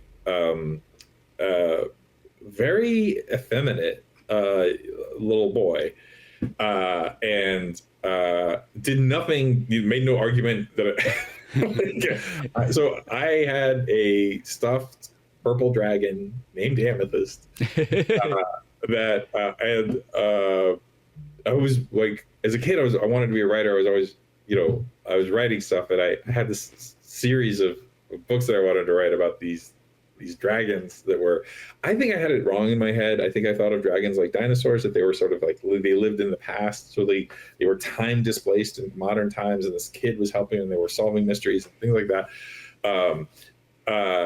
So like just to say, like, I was a kid who loved fantasy stories. I really was like a sucker for that genre. I think now, like, I don't, I ended up in the body of a linebacker, and I think like, oh, now like the kid that I was looks like the egghead who likes fantasy stories. Like I was like that. What you are is what you match, and then like later it became two different things. Like I look like a guy who's thinking about animal husbandry or something like that. And secretly, like unicorns were very much my brand. Like I was all in on this stuff. In fact, my school, they had this sort of like, this is a thing I don't think they will do anymore, but like they had a thing where the teacher, she would take six kids who did really well, like special achievers, and she would take them out to a movie. So like she would take them after school hours, and they would meet, and they would go to dinner and go to like McDonald's, and then go see a movie. It was a different six every time, so that eventually the whole class got to go. And when this movie came out, was in theaters, I had already gone. I had gotten picked to go see Savannah Smiles, which was not a great movie. But then when this came out, my teacher was like, "Oh, I'm so sorry. I know that you would love to see this." So when I finally saw it, so I was so excited for this movie and all in. And when I watched it, did not understand it, and I did not get this movie. And my young, I didn't understand, like, I could not comprehend why a unicorn would want to be anything other than a unicorn. Like, why would you want to be a human? It sucks. Yeah, you're a unicorn. It's so awesome. I would give anything to be a unicorn. None of the concept. Regret is not a thing I think young people understand, because it's something they can't really have experienced, or nostalgia, like, so I think so many of the concepts in this movie were just not, I didn't get. And so like, I thought for the longest time, the animation was always fantastic, but I thought for the longest time, I didn't really like that movie. And then at some point later in my, maybe a teenager or maybe an adult, I saw it again. Like, I think like one of those things where it was just on, and I was like, oh, the animation in this is great. And I'm watching it. And then I was like, holy fuck, this is so good. In particular, I will tell you, I saw this recently. I just watched this last week. Fully, and I don't want to sound sentimental, but I fully did not just tear up, but fully cried at the scene where Molly Grubb sees the unicorn for the first time, and it's just taken with, like, oh, where were you when I was young? Yeah. And because I feel like, oh God, man, I know that feeling. Well, that's the thing about this movie, though, is like, of course it's sold as like it's being a kid's movie, but it's really not. It's like, it's really got this like post kind of almost hippie vibe feel to it, but like a very emotional, like the folk songs that are in there by America, which I love in the trailer, just the way that it describes it, because like, and especially the old trailer, it goes through it and stuff, and it's like, and music by America. Because if you didn't know what the band's name was, it just sounds like it's the most patriotic thing ever. It's like, oh, what kind of music did we get for this movie? We got American music, but which I'm pretty sure that's why they chose that name. They knew that like every single time that name would come up, like, who's playing America? Well, I guess we got to go see it then, Can we do just a quick segment? Hold on, let me turn the glare of this off. Can we do a quick music corner? Because this is ridiculous. Now you just got like uplighting. I know now I'm a creep. So America is kind of a fascinating band. If you go to America's Greatest Hits, they have probably 10 songs on there that you have heard, especially if you've ever listened to like AM Gold, like soft rock radio. I have heard every song on the America Greatest Hits, thought it was by somebody else. Like every single one of them I attribute to somebody else. Most famously, Horse with No Name. Yeah. Which I always thought was Neil Young. It's not. It sounds like a Neil Young song, because that's how a lot of America's stuff is. They actually sound kind of like other stuff, you know. And hey, you know, a lot of people probably even know that they're in Grand Theft Auto. They made it that far in life. Wait, which song is it in Grand Theft Auto? Horse of No Name. It's in San Andreas. They did Tin Man. Oz never did give nothing to the Tin Man. I'm sorry, I'm not musical. With Matt Stevens, they did Sister Golden Hair, which is a song that I truly love. Never knew who. I mean, like well, I tried to call on Sunday, but I got so damn depressed. Sister, so that song, I didn't know who sang it. It was like Leonard Skinner. I don't know. They did.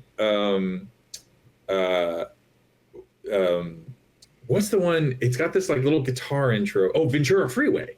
Oh yeah. Wind blowing, which I always thought was Crosby, Stills and Nash. There's one other one, something to do with magic.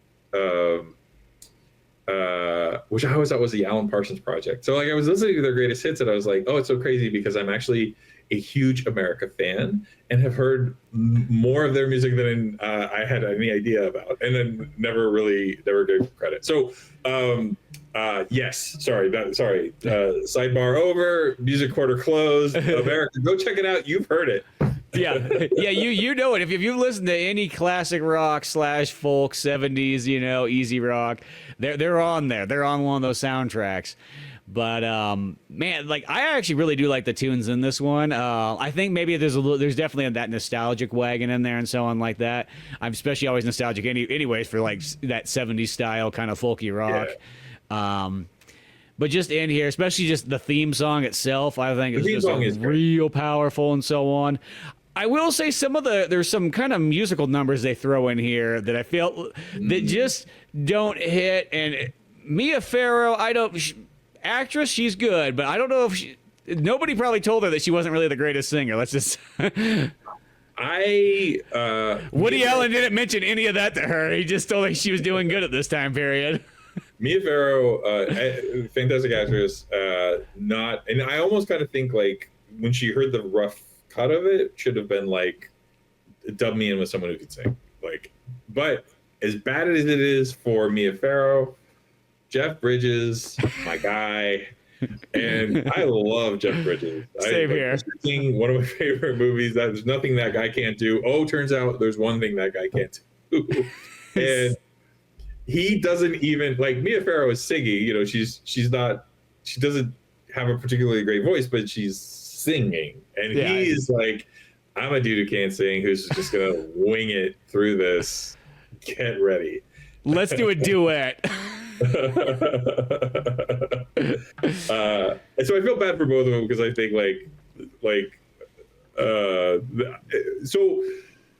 which is a shame because I think to your point, I think the America songs are like Man's Road is kind of it's hippie-ish, but it works. And then Last Unicorn has a kind of a really beautiful theme, which then becomes the theme throughout the movie.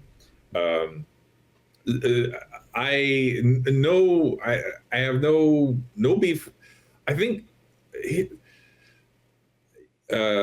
in the movie overall, sometimes in certain sequences the score gets real big, but I think I'm just trained now to like soundtracks are not that bombastic anymore, and I think all of this is probably just the way they did things back then. You know,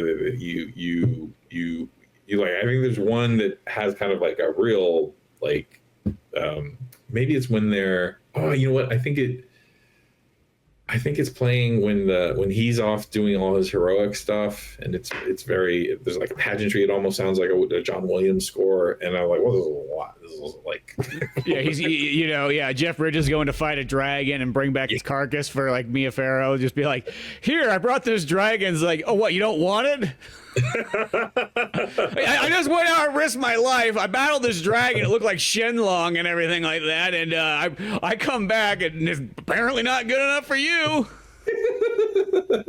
So let's go back. Let's start. I just gotta say this real quick. Just speaking of that, it's like that just seems like such the most like man thing ever. Like, what does a woman want? Well, she's gonna want a dragon carcass, right? Clearly has no idea. You know how hard these are to get. So we see this unicorn. She's wandering around in her woods.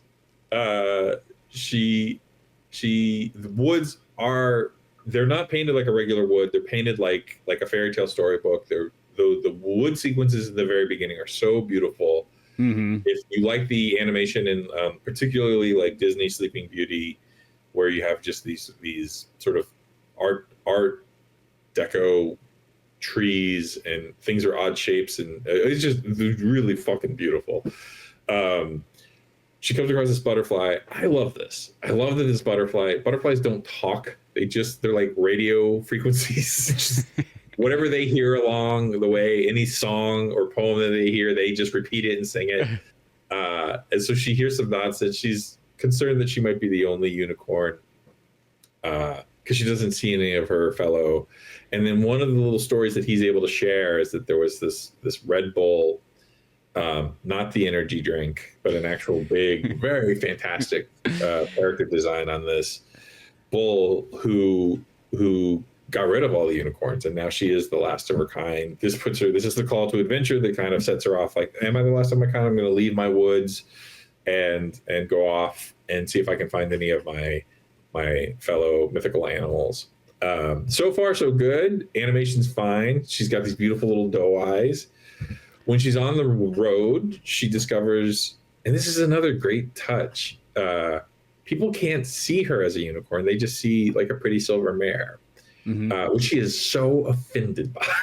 Yeah, I am not a dirty horse. Now there is like a low-key kind of exceptionalism. Like I am all in. I love the unicorn, but she does think a lot of herself and her other immortal creatures, and really has no time for anybody with a life expectancy.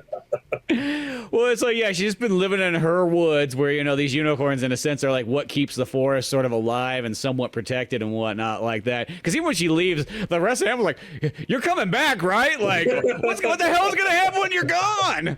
Like, whoa. If you're the last unicorn, I don't want you leaving our forest. So it's one of those ones. But yeah, she's going up there and she's just like, this world's so strange and so weird, and what do they not know of it?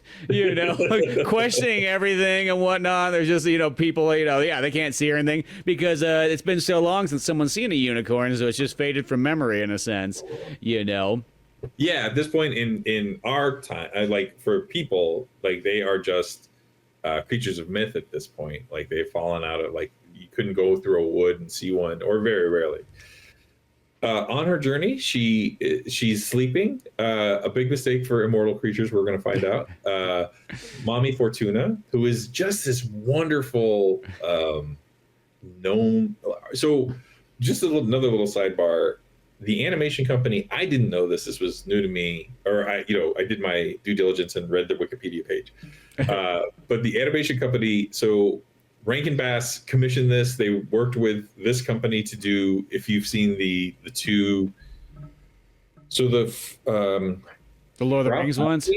Ralph Bakshi did the Lord of the Rings, like the first one, Fellowship of the Ring. But they're not technically related, because it's like that's like the weird. It's the most confusing thing ever, because they all came out like in like the same 3 years. Right. But that's why there's no first one for the Rankin and Bass, right? Is because there's the Hobbit. Rankin Bass one, and then it just jumps to Return of the King. And I think, if I remember correctly, I've watched those movies before, but they've been a while. Is that Gandalf, like at the beginning, is like, "Oh, let me just catch you up real quick on like the the Fellowship of the Ring and the Two Towers. We got 5 minutes to kill. You know, light up, kids." You know, and then it's like the weirdest one. It's like, yeah, it's like, so we had the Hobbit, and we just went right to the Return of the King. But just to confuse you, yeah, Ralph Bakshi did his like Fellowship of the Rings, and sadly he never got the money to finish that, so he gets like, I want to say that movie goes halfway into Two Towers, if I'm not mistaken. It does. It's not. I think it was going to be like a two-parter. For the and then, if I remember correctly, there's 2 Hobbit ones, right? Is it the Hobbit and then Return of the King, or is it the Hobbit? Yeah, it's the Hobbit and then Return of the King. I don't think there's 2. Yeah. Which I just rewatched recently. Look, I love the Peter Jackson movies. Love them. Nothing bad to say about them. A moment in the Rankin Bass, which I saw, as a kid, when Eowyn defeats the Nazgul. First of all, Eowyn in the cartoon is so fucking badass looking. She's just a Valkyrie, and like they went in a different direction in the Jackson movies, and I think like Eowyn, who's Miranda Otto, fucking does a fantastic job, but she's not as sure of herself. She's trying to fight for her place in this, as a shield maiden, and like the scene where in the cartoon where Eowyn kills the Nazgul, the Witch King, just like, no man of woman born can kill me, and she's like, I'm not a fucking man, and it just doesn't have the same impact in the Jackson movies. It's a little different. It just doesn't really. But so I was rewatching it recently because my partner Larry had never seen it. I was like, oh.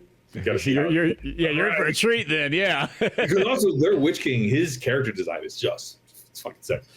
So they did the Hobbit movies. They did The Last Unicorn, and I think the next movie from the studio, not from Rankin Bass, was Nazca: The Valley of Wind. And yeah, because this is pretty much the Last Unicorn. Realistically, at the end of the day, it's an anime. That's what it is. Because like I remember just when I was looking at the credits, I'm like, well, they're all Japanese people in the credits here and so on. And then when I read that same thing too, so it's.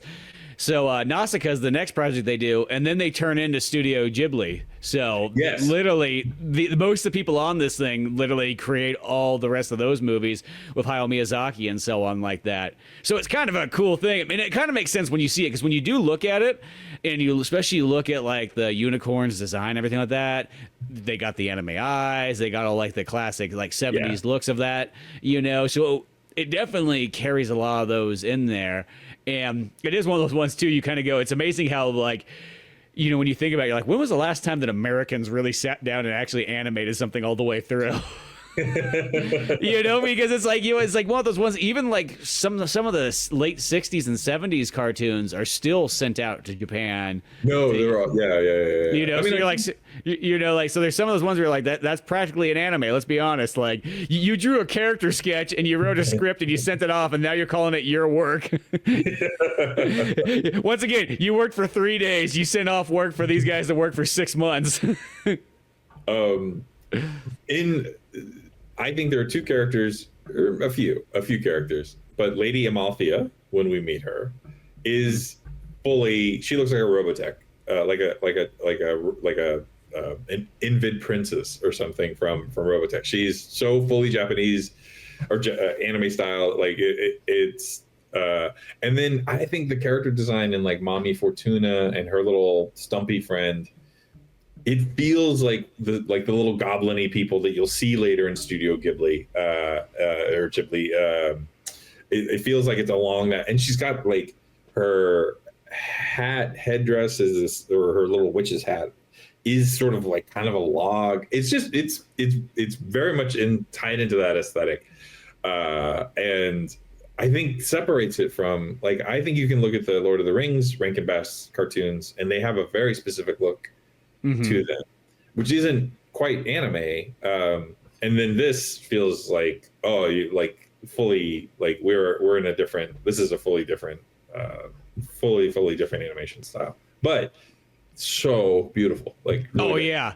Well, and I think that's actually what it just kind of tells you right there when you hear that, like, oh, these are gonna be all the Hayao Miyazaki like creators and so on. Like, you're like, well, yeah, now I see why this looks so good. And sadly enough, though, this is the last theatrical Rankin and Bass movie, though, too. So just to skip ahead, this movie didn't do well at the box office. And I think, to go back to what I was saying earlier, I can understand why. This is a tough movie for kids.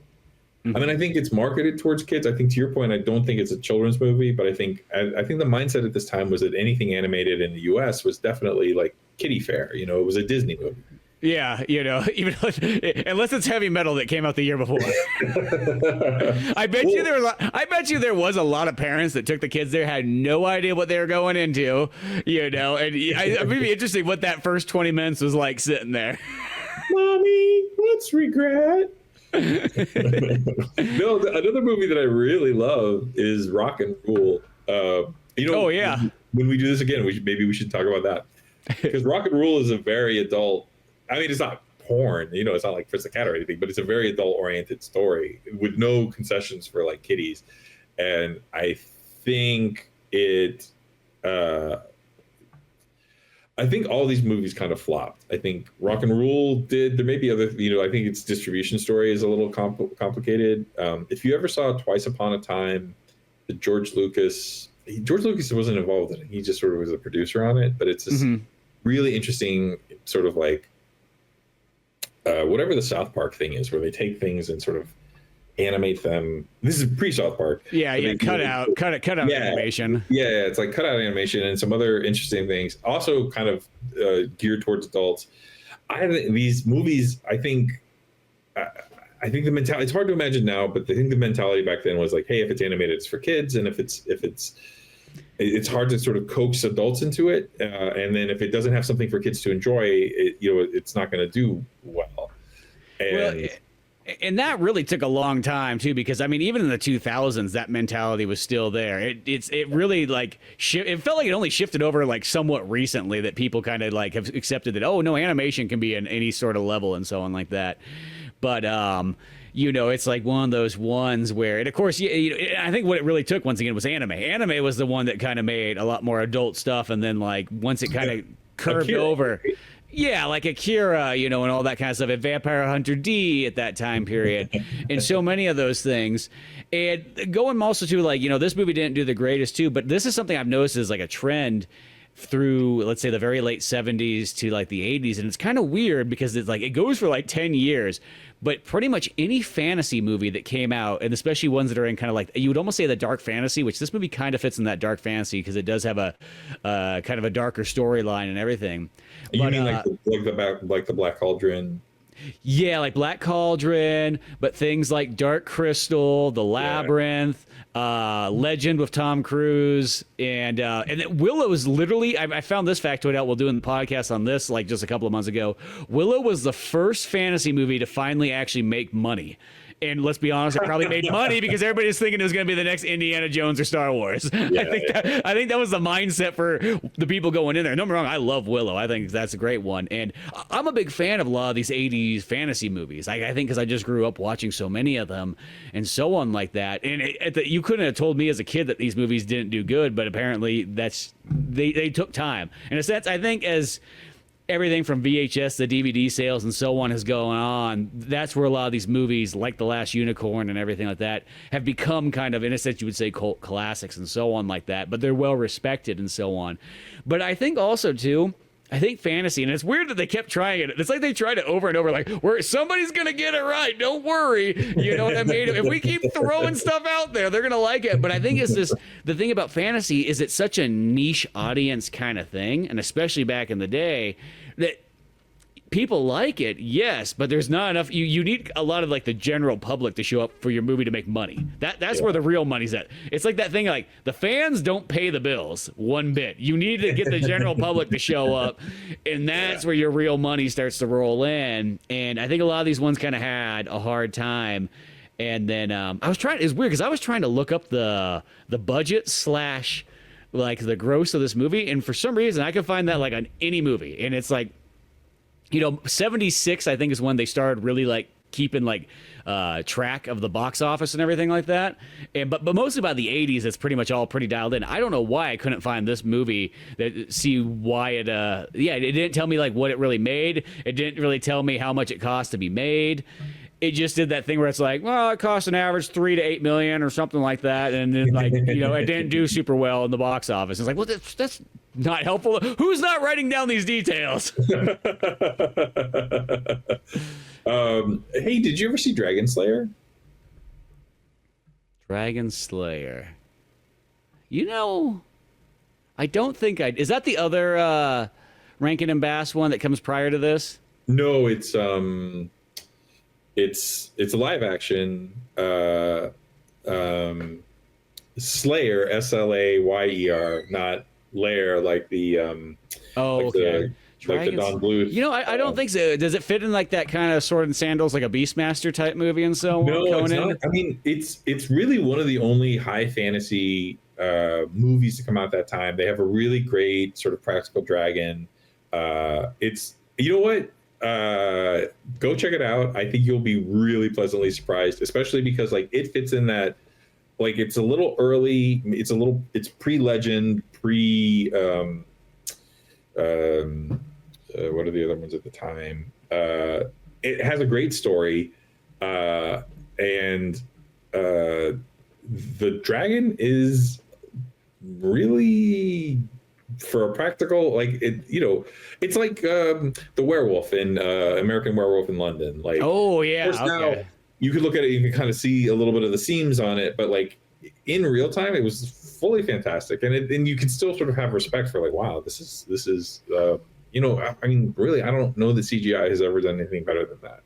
Yeah, well, a lot of times I feel like I'll take a practical. You can use a little bit of CGI to enhance something, but like the practical effect makes such a difference. The more you mention that movie, I could kind of picture what that cover looks like and so on like that, but I haven't seen it though. You know what? I recommend it. I need to go right into this whole little, because to your point, there wasn't a lot of it. So it's one of a small, and it isn't. I would say like Beastmaster is slightly a B movie. I say with love. It's a high-end B movie. Yeah. I have the 4K. Like I love that movie, but like it's still it's and I think this is more like a regular movie. Like it's not for like a grindhouse. The main girl in it isn't like a sexy big breasted, it's not like Roger Corman style. Like, Roger Corman wanted to make sure he was going to get his money back. He's like, if I'm going to invest in this, there's a target audience that will show up. They don't care what it is. So either way, sidebar. So this sequence is so good. Mommy Fortuna and the harpy. Mm-hmm. Mommy Fortuna has like a traveling circus. She's a hedge witch, so she's got some illusions. Like she has a snake that she makes look like the Midgard serpent. She has I think there's an old lion that she makes look like it's enchanted. So when people see it, they see the manticore. Yeah. But she has two actual sort of magical creatures, the unicorn she just captured and this harpy who is pretty frightening. Because these are like where there's some of these dark elements in here where it's just like, once again, like I'm surprised this movie slides by even with a G rating for somehow darkness it kind of gets. Plus even just the fact that like I feel like, and I can remember this as a kid, is like, boy, do you feel for these animals too, just the way they are. They're just like so tortured and brutalized, and especially when it cuts like what they really look like from what the illusion is, and they're frail and weak, and some of them got like broken limbs and so on like that. No, it's a hard life. The two, the harpy and the unicorn, she has to kind of enchant them as well, because people won't see them, as we've seen it before in the story. They see a mare, they won't see them and actually see the sort of noble creatures that they are. And again, I like the unicorn. She's a little bit of an elitist because she is so offended that she has this fake war. She's just enraged. But you know what? As is her right. It's Mia Farrow, so I can believe it. Also in the circus retinue, we meet Schmendrick. Schmendrick the magician. I feel like there are so many of this mold. And I was trying to, when I was watching this, I was like, oh, is this kind of where it starts? The sort of like the magician who is not particularly good at magic is a bit more of a conjurer, or like it's trickery rather than actual magic, but who really wants to be a good magician. I think in the latest Dungeons and Dragons movie, don't they have like it's another update of it, like yeah. And Schmendrick, he's magic enough, or he's magic sensitive enough to actually see the unicorn and know that she's a unicorn, but not sort of powerful enough to sort of free her. Although I think with her help, he kind of does, and she gets free. She, because her allegiance is more to other immortal creatures than it is to anybody with an expiration date. So she lets the harpy free. The harpy extracts her revenge for being caged for so long. Again, super gruesome. Or not gruesome. You don't see it. They cut away at the last minute, but you really know like things are not going to go well for Mommy Fortuna now. Nope. No. Yeah, she's literally going to get what she had coming to her from holding these poor creatures hostage. Schmendrick and the unicorn carry on their crusade. He also knows that she's the last. He's also interested in. I'll help you. Like. We'll figure out what's going on with the rest of them. I think he gives the piece that we haven't heard until this point. We've heard the story of the Red Bull, but he sort of fills in the blank. Like, hey, there's this king, King Haggard, and the Red Bull is supposed to be his, part of his kingdom. So they head towards Haggard's castle. Along the way, they meet this sort of like, I think that there's so many details in this that are so great. I think like, little touches on things, like for example that the immortal creatures have to be sort of like fluffed so that people can see them, like there's just little details that put like a polish on the story. They meet a band of like outlaws, like merry men, and when they meet this band of merry men, they start talking about Robin Hood, and the leader of these merry men is like, no, he's just a story, we're the real thing. I know, because it's funny because Schmendrick, he literally creates like a Robin and Marion and stuff like that, and they come walking in just in a sense like a hologram, you could kind of say, of them. And this guy's so pissed off, he's like, that's a bunch of phony baloney, I don't want to see that here. But this is when we meet the next part of our little campaign, which is Molly Grubb, and this scene is, again, I think it's something I like when I saw it as a kid, just did not. Yeah, right over the head. Yeah. This is just not aimed at kids. She's, she's such a perfect, like the character design. She's a little bit hard scrabble. She's got big eyes. She's not a beautiful princess. She is like, she's got the wild hair and everything. She's got the wild hair. And her voice acting, the voice actress who's playing her is so perfectly cast because she just has this gravelly Marlboro, 2-pack-a-day voice. And she just sounds like a woman who's had a hard life. I didn't get to be like a maiden. Like I had to like work, and things weren't easy, and life wasn't great.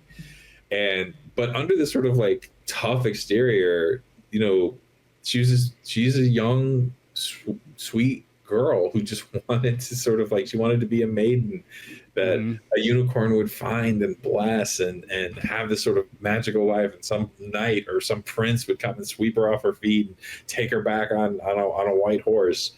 And she's had a life that played out a lot differently than that. And in the moment when she sees the unicorn, she's so overwhelmed, first of all, like, with just like, oh, the thing I've wanted all my life, it's finally here, but oh, it's too late, and look at me now, I'm ruined.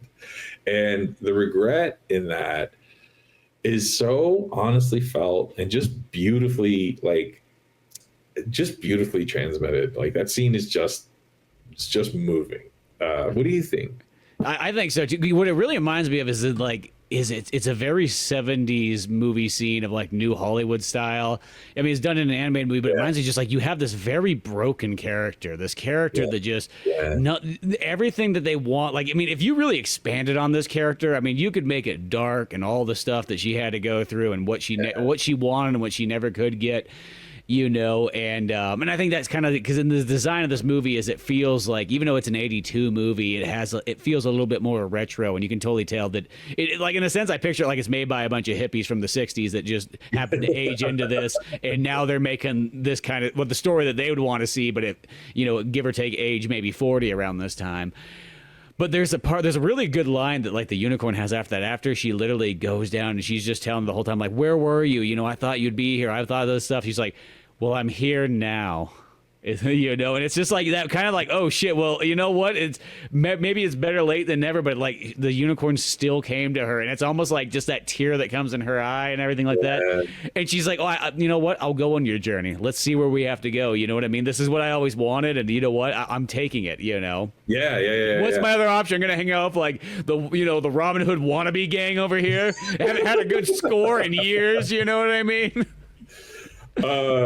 So they continue on their quest. We see the castle. The castle is the same craggy castle you see in all of these. It's up on a peak, in danger of toppling over at any moment.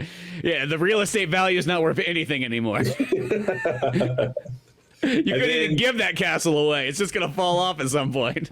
In this kind of nice dreamy sequence, the Red Bull is activated. It somehow senses. One thing that's missing from this movie, maybe it's in the book, we should mention, based on a novel by Peter Beagle.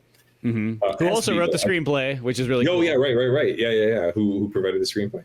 I wonder if the book, or the novelization of the movie would expand on, like, what kind of a creature the Red Bull is. Because there's this fascinating line later. We're going to meet Haggard the King, who, I guess, owns the Red Bull or keeps him in caverns under his castle. Yeah, something like that. He's kind of in charge of the Red Bull. Yeah. He says, I was speaking to the Red Bull and I told him to go gather up the unicorns, and I was like, when were you talking to this sort of, like, because the Red Bull is it's hard to tell what it is. It's spectral, like it seems it's a supernatural creature. It obviously has a physical form because it intimidates the unicorns, but it also seems to just appear. I don't know. It's some backstory on what that is would be. I would love, because it's the harpy is a creature we kind of know from lore, and there's a couple other things. The dragon and the manticore. We know from different mythologies, but I think the Red Bull is a completely new invention. I will say this: there was that little special feature. I don't know if you watched it, but I sent that to you that I found on YouTube. And it had the dude, Peter Siegel or whatnot, just talking about all this stuff. And he pulled up this. He's like, what really inspired me to actually create this story is he pulled this painting up. And he's always like, I had like a brother-in-law or something like that who was from Spain. And he did a bunch of paintings and so on. And he gave me this one that he made. And it was literally a unicorn fighting a Red Bull. And he's like, oh, this is, he's like, boy, I can almost just take this and run with it. Like this is your story right here.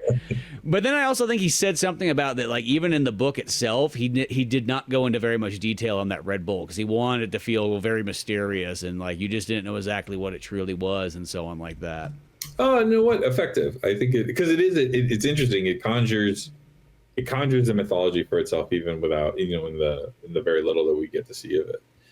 So the Red Bull senses that there's a unicorn. It appears. It's just menacing. Really great design on this guy. Like it's just awful. And then it starts to it chases the unicorn and then starts forcing her where it wants to go. Schmendrick, you know what? We skipped a piece, which is kind of a minor part. Doesn't really. The merry men tie Schmendrick up to this tree. He casts a little magic, which he's sort of not really in control of, and the tree becomes this sort of like huge-breasted like lady. Because I remember I kind of forgot about that scene. I was like, boy, that tree just looks like a giant ass right there, and it's like, oh no, that's not an ass. That's tits. It's just like an old lady, just like, hey there, Schmendrick, why don't you come over and give your brother a hug? You're like, oh God, and he's like literally stuck in the tree. She is a bawdy old lady. Remember, I don't know if you remember Mona from Who's the Boss, but like a horny old broad, and this tree. There's also some great voice acting. It's a fun little bit. Yeah, it's like a Ralph Bakshi character, literally. Yes, she wandered in from a Ralph Bakshi movie. Because she has just these huge tits, like he's sort of ensconced between them. So what we know about Schmendrick is he can't really control the magic. He can sometimes make real magic happen, but he doesn't have a lot of control about it. Everyone is freaking out. You've got to save the unicorn. Molly Grubb, who switches sides on this a lot. Save her, do something. The only thing he can come up with is to kind of transform her into something that the bull won't recognize. And when he does it, there's this transformation scene, which I think we're going to see again a couple years later with Ariel in The Little Mermaid. It feels very, very, very, very like, oh, this is the sort of first pass on this kind of, they both also, when she's transformed into a human woman, and she's sort of like, we find her nude. We don't see anything, of course. But it's not a Ralph Bakshi movie. But I was, like when you see The Little Mermaid, she's sort of transformed into, she's this nude woman in the water, and that I was like, this. Having seen them in reverse order, having seen the Last Unicorn first, and The Little Mermaid later, and then another one too. This is live action, but it kind of is like even though this is animated, but the proto effect to morphing that's in Willow at the very end, where Willow's trying to transform the old Willow, you idiot. Yeah. Where she's always turned to all the animals and stuff, and then she switches in finally from that tiger, and she'd be in like the lady, and then she's like, oh, I'm an old lady now. Shit, what happened? Which I think that it is kind of one of those moments too, where it's like that thing where you think this whole time that you're just beautiful princess, because that's when like you were turned into it, and then it's been 60 plus years, and now you're like, been an animal this long?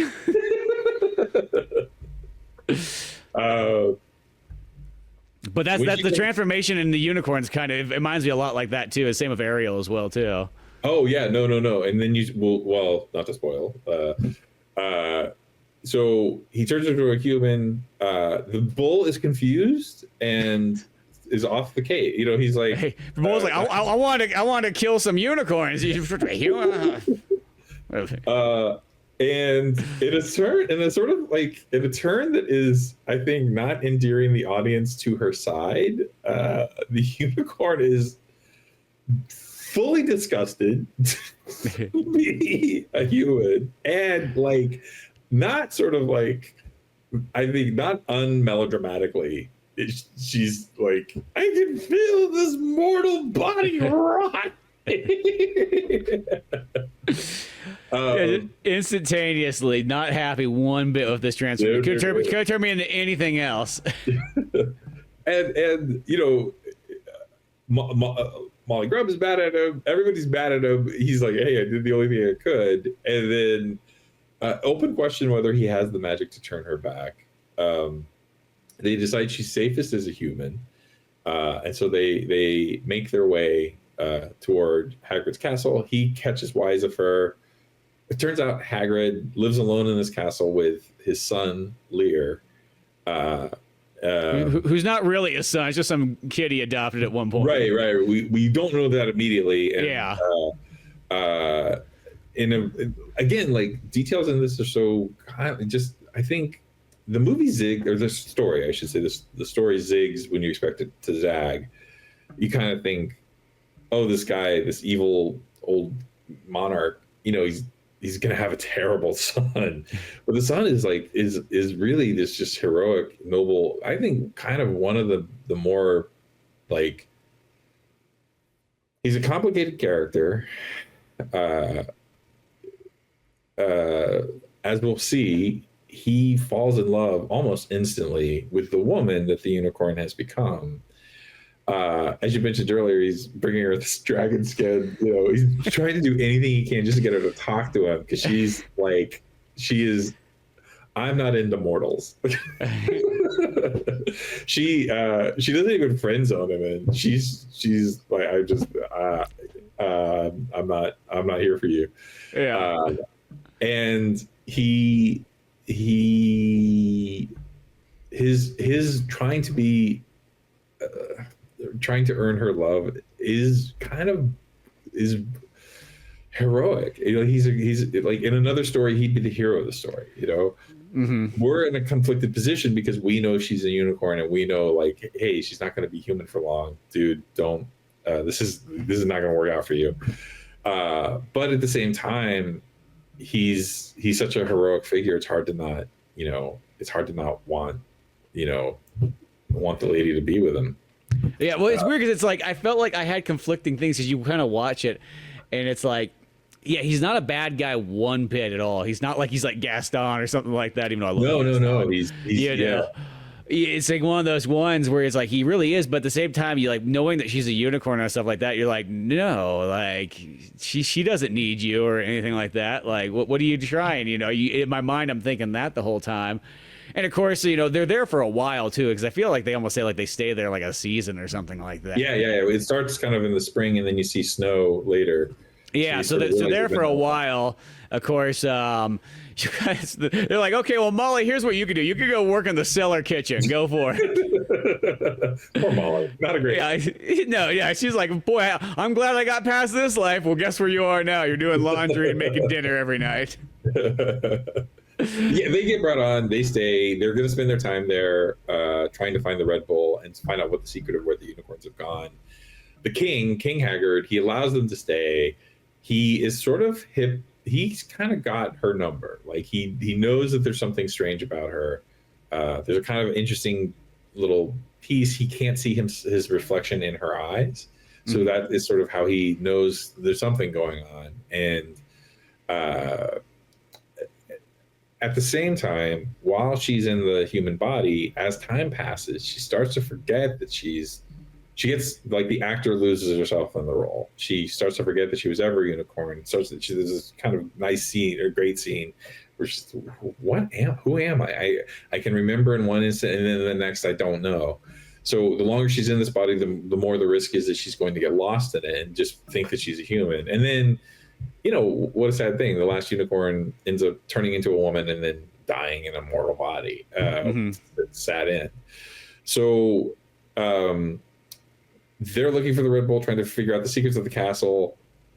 Lear and Amalthea, she's the Lady Amalthea, they introduce her as, start falling in love. She at first is very aloof, but over time, and this is where Molly is cracked. Like, on the one hand, she's like, how could you turn this noble unicorn into a human, you idiot? And then she's like, why don't you go talk to the guy? He just likes you. Yeah, she's like, he seems like a nice fella. You know what I mean? She's like love coaching him on like write her poems. She loves them. Yeah, you stop bringing her in dead animal carcasses. That's. There are 3 great characters in the castle. The first we meet initially, who is this magician. He's the old magician of King Haggard, who Schminder kind of replaces when they enter. And he's a real, like, he leaves this story. He kind of instantly clocks, that the unicorn is a unicorn and not a lady. And he's like, oh, Haggard, you blew it, dude. And then pieces out to go, and I would love to know where his adventures take him. Yeah, it's a little side story there. There is a cat who has a peg leg. A pirate cat. And this cat is fantastic. He talks to Molly, which they never really fully explain, but I don't care because it's such a delight. And kind of explains to her, he knows everything his cats are sort of, cats can see. He knows that the lady is a unicorn, and he knows where the bull is kept. He gives a little riddle to help them sort of find where the bull is in a cavern beneath the castle, and this is how you'll find him. And then the third, and I think my favorite performance in this whole movie is the drunk skeleton. Yeah, literally. Who he's sort of part of the riddle. He sort of guards the gate, the sort of barrier that they have to cross to get in to find the Red Bull, and he's sort of mean and malicious and won't help them. But he's clearly the remnants of a pretty heavy lush. So they start talking about wine, and the minute they do, he's like, he loses. He's like that bird from the Cuckoo for Cocoa Puffs. And again, the touches are nice.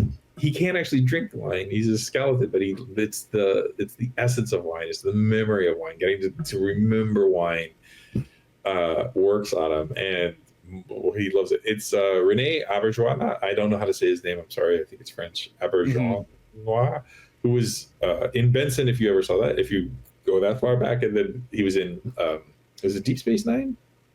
Oh, okay, yeah. Alien. But just like a fantastic performance. He is fully cracked. And the skeleton himself is sort of a fun character, very vibrant character, but then he's just delivered with like this guy is like singing for the rafters. Truly phenomenal voice acting. They discover the bull.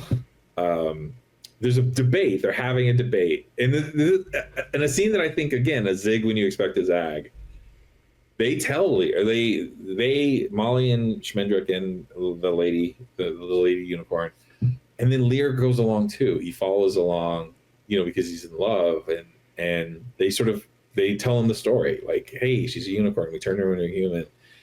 I guess you feel weird about that because you're in love with her. And he's like, I love what I love. I don't care. And I think like, there's just something decent and right about this guy.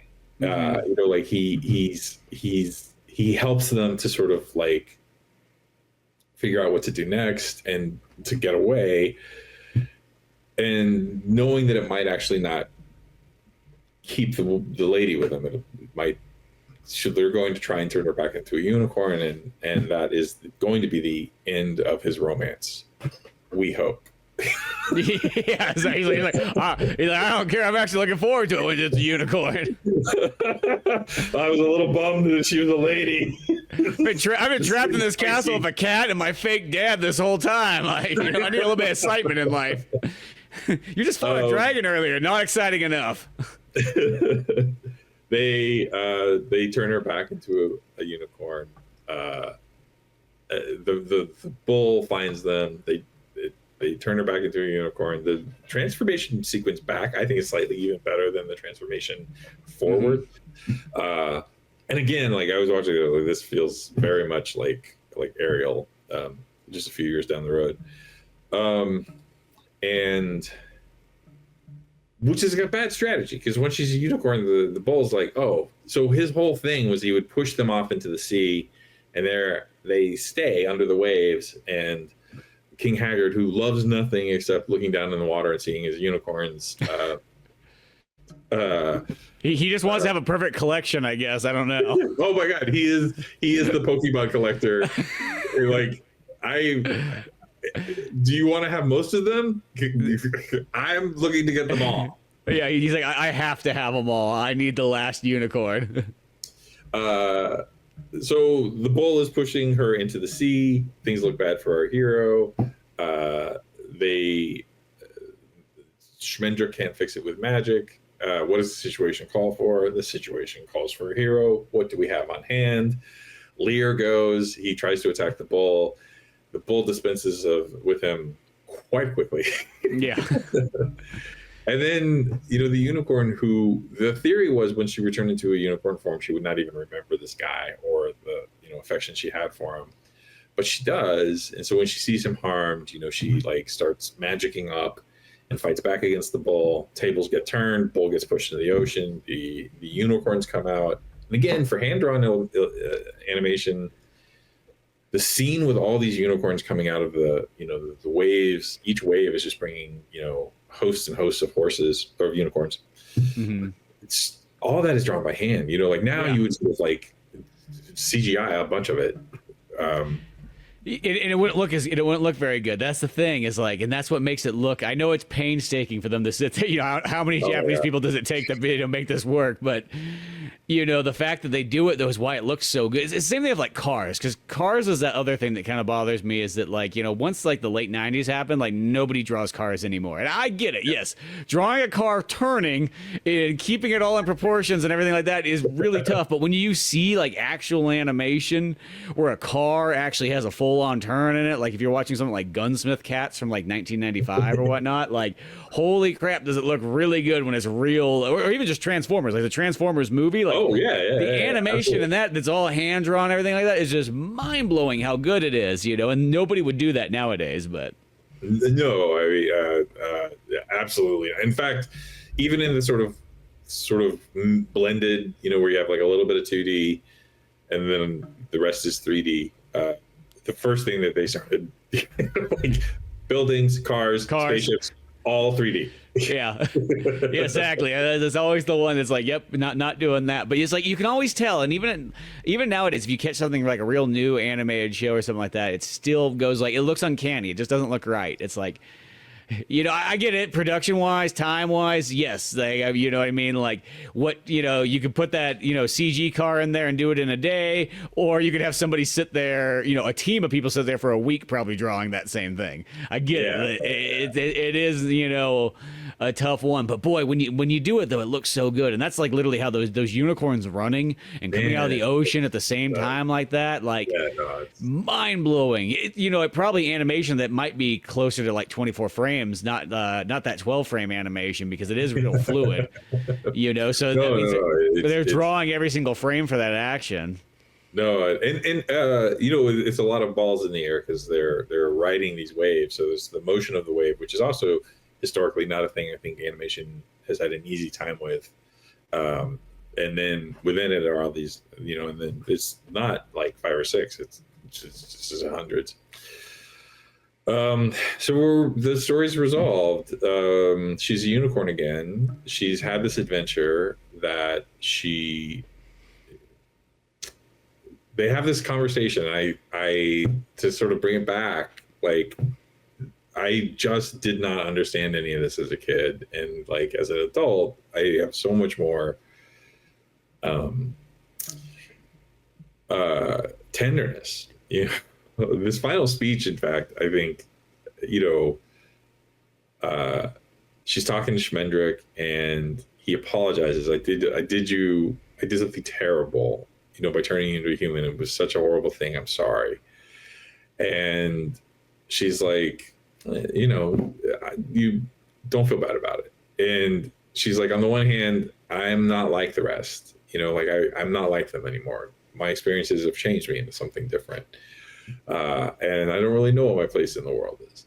But at the same time, thank you, because what you gave me was such a gift. And I just think that's a lot to chew on, you know. Mm-hmm. And Lear goes off. He's gonna find a nice girl. It's gonna work out great for that guy. He's a good dude. It's gonna like, it's gonna come up roses for him. Mm-hmm. Schmendrick, in a scene that I think it was the end of the movie. They're out of budget. They don't care anymore. He's like, to Molly, who I guess he's like, I guess we like each other. He's like, hey, why don't you come with me? She's like, sure. I got nowhere better to go.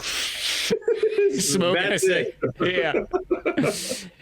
Well, I will say though, going back to the unicorn though, what makes it kind of cool though is the fact that, like, you know, she literally kind of got humbled in life, which she kind of truly needed, because feeling like the elite, you know, unicorn of species of them all through the beginning of the movie and so on like that, by turning human and being, you know, mortal for, you know, a half year or whatever the heck it was, really gave her perspective. And that's the thing that I think she takes from it, that is the big thing about it, is the perspective that you get now on life will be always different, because now you understand more, you know. Yeah. My there's a book that I really love. The author Stephen Dobbins. It's Dobyns. He does a lot of mysteries. I think like some Saratoga Springs. He's got that guy. One of his non-mysteries, he did a book called The Wrestler's Cruel Study, and it's this guy who is a WWF style wrestler Marduk the Magnificent. It's an interesting story. It's an interesting book. It's sort of, it uses like pro wrestling to shop around a lot of like deep philosophical concepts that he's sort of like struggling with. The basic premise, I fully recommend it to anybody. It's truly just a kind of an amazing ride. Premise is this wrestler. He's a face. He is a good. He's a good. Baby face. Yeah. He has this girlfriend, or I think her name is Snow White. It might be. I think it's Snow White, and then she has a twin sister, Rose White, or maybe Rose Red. But some of you get the idea. It's still Snow White, Rose Red. She's the good twin. She has a bad twin. She's kidnapped, goes missing. He starts looking for her. He goes to a lot of different places trying to figure out how to find her. It starts to go kind of into metaphor. It's both a story and then kind of working on other levels. There's this guy the detective who's helping him, and he's like, look, I can help you, but you have to know going into this, the process you're going to have to go through to find her is going to change you. And the person you change into may no longer want her when you find her. And he is like Lear. He's like, I don't care. I want the world is better with her in it than without. So I'm ready for the change. And the story goes on from there. I love, like, if I could sum up my favorite stories and the stories that I like to tell, I think it's that. It's the idea of a quest that will change you necessarily. And the things that it's going to change about you may change why you ever went on the quest in the first place. And I think like this movie is that, like she becomes something else. It is like at the end, there's a reset. All the unicorns are freed, and the Red Bull is removed, and order is restored. But the person she had to become, literally, she had to become something else to accomplish that. And the thing she became, she's no longer one of her people. And I think stories about that kind of transformation are the best stories. And like, I think especially these kinds of stories, which live in the space between fairy tales and myth, they're those transformations aren't just like, when we talk about it, we're talking about like, oh, this changes us on a character level. It builds something in us and it makes us a different person through character. But these stories get to make it literal. Yeah, literally. She literally is walking around on two legs now instead of four. Yeah, it definitely it changes her whole perspective. But yeah, no, there is a lot of these like big topics that are in here that.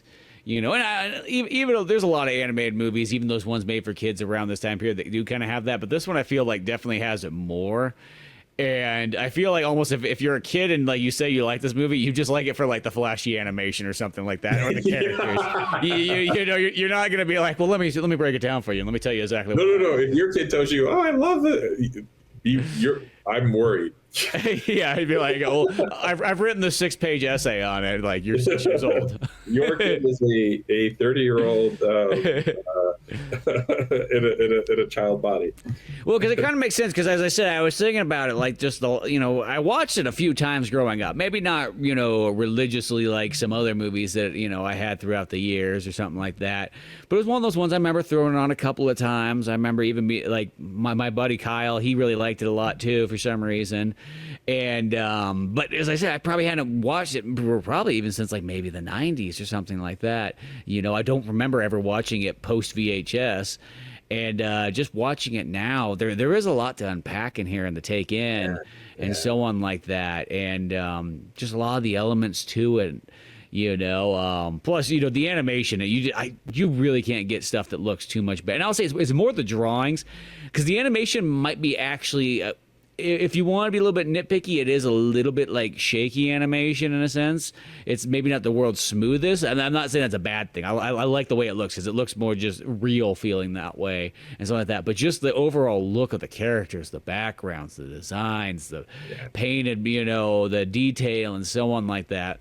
It's kind of where I a lot of times think that like the 80s and 90s is kind of the golden age of animation. I know some people be like, well, wait a second, it's like the 30s and 40s. I'm like, well, yeah, for the starting point, but like really like where a lot of the stuff kind of starts to really come together is in those 2 decades. And I think really in the 90s is when it finds the perfect balance. And I always use Batman the Animated Series as the one, because that was the one where it's like, here's a show that, yes, kids can watch, but we're going to have just as much adult stuff in here that you'll take it just as serious. Literally, it's more serious than any of the live-action Batman movies, So it's like, in that time period was like when stuff was like, oh, okay. And then the same with like X-Men and everything like that, too. Because I remember when I was a kid, like my aunt really liked, X-Men. Well, she liked superhero stuff and so on, but like I could literally watch that show and we could talk about it together and everything like that, because it wasn't just like, like a kid's show. Like in a sense, I'll say like sometimes 70s cartoons are, and I'm partial to some 70s ones, but I remember as a kid, you'd be watching like Super Friends and you'd be like, come on, like, what I mean? Like, is it always just going to work out so perfect in this world? Like, is there no struggle? Because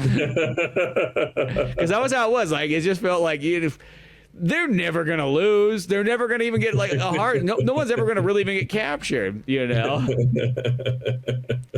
It's that weird time period of that 70s into like early 80s, but like theatrical movies are a little bit different, because as I said, there's a lot of those cool ones. Heavy Metal, Last Unicorn, Rock and Roll, as you mentioned. That is a great one too. I love that. I love that movie. There's just Space Cobra, things like that. It's a Japanese anime, but it's still in that same kind of time period. Well, and let me ask you. So on this rewatch, what would you say what scenes really stood out to you this time? Like what really like oh, I might have remembered this, but I really reevaluate it now. It sounds weird when I thought about it kind of prior. I can just picture scenes, but I don't, I couldn't really, like the intro. I remember, of course, the castle. It's like I remembered fragments, but not enough to really even piece together exactly what that story was. Other than the fact I knew it was The Last Unicorn, says in the title. Individual stuff that stood out to me probably the most. Well, I'll say something. Once again, all the animals sort of captured in those cages and so on like that. That is, because the more you think about that too, it's just like how kind of brutal and even realistic that is to like, literally the 1800s and so on like that, early 1900s even, that stuff like that still happened where people would drag animals around to shows and, even do the thing where they set them up like fake creatures and so on, and they're not being treated well and all that stuff. I mean, gosh, that even happens even to this day and age. They still have to rescue, animals left and right.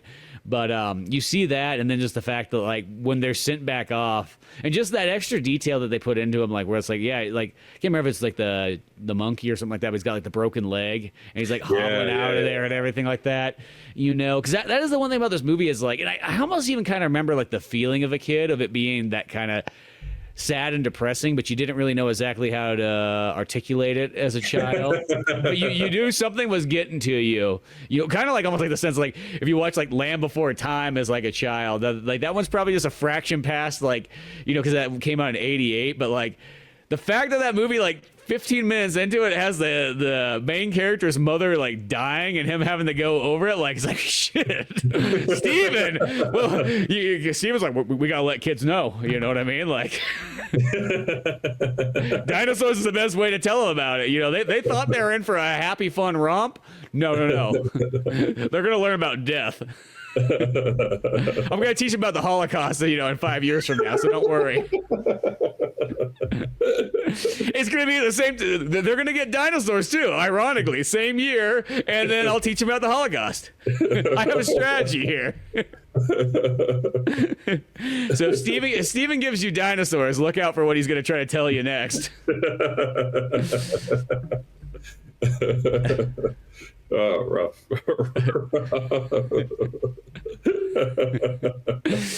He leads you in with one type of movie, and the next thing you know, he's got another one going. But yeah, no, I really like those kind of elements in there and so on like that.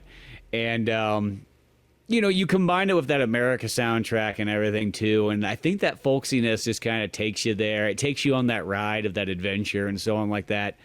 And it's one of those weird ones where it's like, probably at first that doesn't seem like that should be a good combination, but I don't know. I think that does. I think the thing that you said earlier, I think the idea that this is like a bunch of hippies who are sort of telling the story that they want to, like, it has a lot, I should say, not hippies, just sort of like, that sort of that spot where like Led Zeppelin songs that are about the Hobbit, the sort of like it's a type of person who or not person, it's an ethos, right? Of it's a little bit sort of like it's informed by fantasy, but not the sort of not the fair aspects of it, more of the sort of like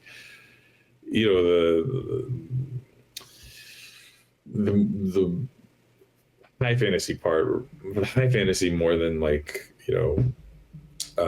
than soft. And I think that kind of, there's a way in which that and a certain amount of like slightly hippie, kind of a little woo woo, a little, like they're telling a fairy tale for them, to them, and that feels like authentic, it feels like I think that's a kind of a good beat, and I think that's the soundtrack does fit for that, because it's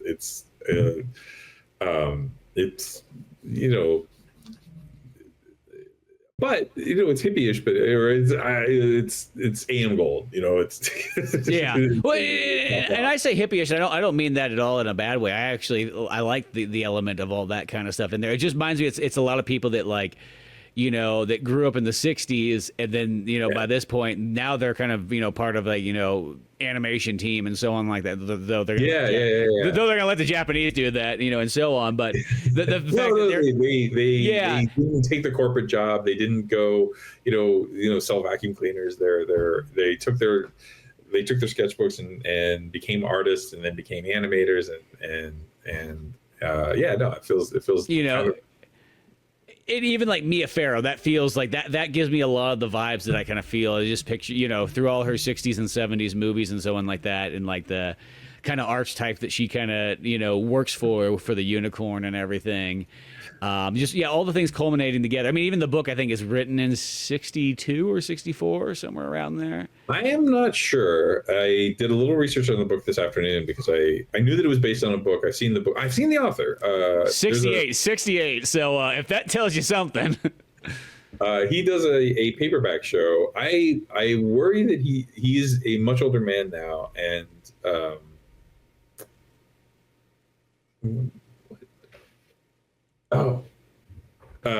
he's a much older man now, and I think maybe a little too old to do these conventions. Yeah, boy, he's 86 now. Yeah. A well-traveled 86. But I've never read it, and in looking it up this afternoon, I saw that there's a sequel to it. Not a sequel. There's like he wrote a short story sort of set. It visits some of the characters later. Mm-hmm. And I got so excited. I was like, I hope it's Lear. I hope it's that wizard. Because I would just love to sort of see where these people end up.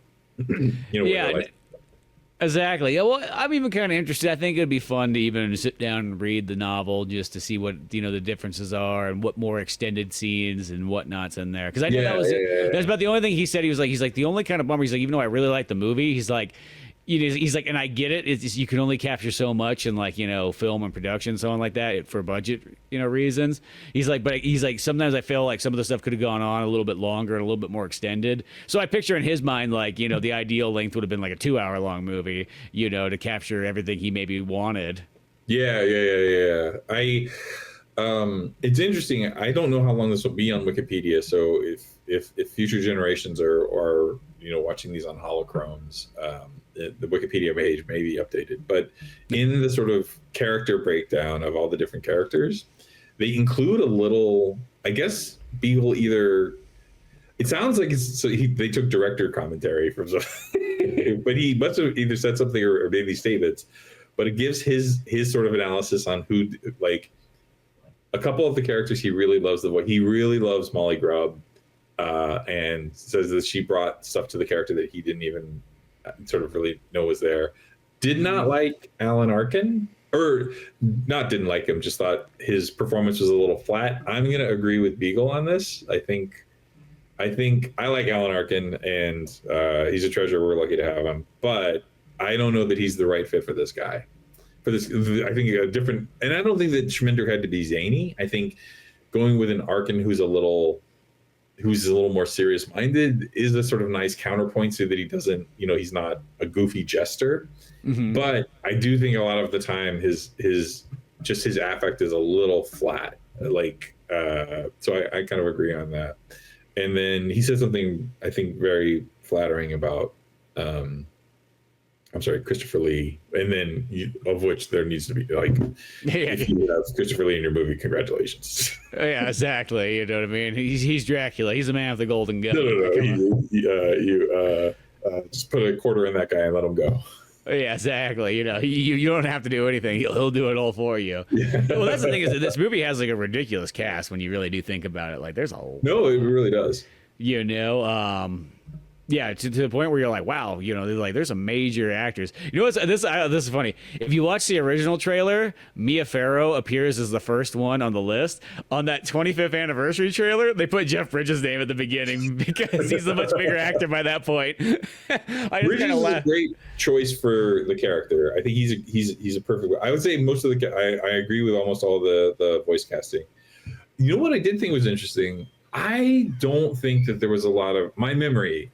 I don't know this to be true. It's just anecdotal, but my memory is that it wasn't until Aladdin that like stunt casting kind of started, or like that real actors would do voice characters. And I was really surprised to see like, oh, this is just regular actors, and then a few voice actors. Sorry about that. A few voice actors blended in. Well, you know what I think was the real big movie to start doing it was Fern Gully, because Disney kind of like took a lot of that and just said, no, we can do that too, because Fern Gully came out and that had a lot of like actors, not voice actors, which I got a little bit of mixed feeling about that. I'm like, because I feel like, okay, voice actors, here's the people that like, this is what they do, this is their job, this is what they're best at. Yeah. And when you finally have a big platform for them, it's like, no, let's get somebody who that's not really their gig, but it's to sell a name, I'm with you. I think like I think voice actors are the actors. I think it's not like, oh, we couldn't get a real actor, so we hired these people. It's like, no, these people are really great at particularly vocal delivery. And I frequently see movies where you've got, like, apart from a person who's just like, Wanda Sykes has a very distinctive voice, and when you hear her as a character, she brings a lot of who you know her to be into the story. But frequently I'm not totally I think I don't know that this is such a great, like, I understand the draw of having a big name, but I don't know that they necessarily add a lot to animation. Yeah, well, and that's what I always kind of think too. I always think it's kind of a weird thing, because for most animation stuff, like, let's be honest, nobody's coming in the door because of the actors in there. They're coming in because of like, right. It's like, oh, it's a Disney movie, or hey, it's an IP. It's like, I'll use an example of a real modern one, but like the Mario Brothers movie. People are going to come in for Mario. They could care less about that. In fact, they're probably more offended for the fact of some of the voice acting choices that they take, when you could have just got the actual guys who've been doing, Mario and Friends for years. So it's like, sometimes that's always a weird one. Or it's like the other one, this is a video game one, but when Konami did it where they switched out, what's his name for Solid Snake and Metal Gear Solid? John, I'm like on his name all of a sudden. But the dude played Solid Snake for like 15 years, and they put Kiefer Sutherland in there. And don't get me wrong, I love Kiefer Sutherland, but I hate to sort of say it, he's not David Hayter. David Hayter is he's Solid Snake. He's a professional voice actor. He kind of does it. Keith Sutherland does it. It feels like he's just coming in, Yeah. It's a weird one too. It's like if they did a live action movie and Keith Sutherland played it, I'm 100% down for that. But I feel like don't take a gig away from a voice actor when, and I hate to start saying it, like it's probably cheaper to pay David Hayter. All the fans are gonna be happier. I don't know who you're really appealing to make Keith like that's just like the one that's like, what, you telling your mom that you got Keith Sutherland in your game? Like who else thinks that that's really great? You know what I mean? Like, you know what I mean? It's like, and once again, as I said, this comes from someone who loves Keith Sutherland as an actor and movies and so on, but it's just one of those ones, that kind of choice I think is always kind of weird. Now, going back to The Last Unicorn, once again, I guess you could, but this one's an original piece, so I feel like it's not like there was like a previous, like it wasn't like there was a Last Unicorn TV show and there was a bunch of voice actors in that, and they just tossed those guys to the curb and so on. It's like one of those few ones I will actually say they give credit to is the fact that they kept Optimus Prime, the dude who did it since like the 80s, even in the CG, Michael Bay movies. I'm like, that's kind of impressive. It is, but I also think like he's one of those like iconic. The voice is too iconic to not have. Yeah. Although as you mentioned that, I was thinking like, oh, that's right, Orson Welles. They did do that, and that was like 1986 for Transformers. Well, not just. Orson Welles is obviously stunt casting, but they also had like Leonard Nimoy in there, and I don't think they had Weird Al. I think they just had his music. Yeah, because I don't think he voiced a character, but in a sense that movie sort of did. I think it's like one of those ones like they kept all like the cartoon show characters' voices.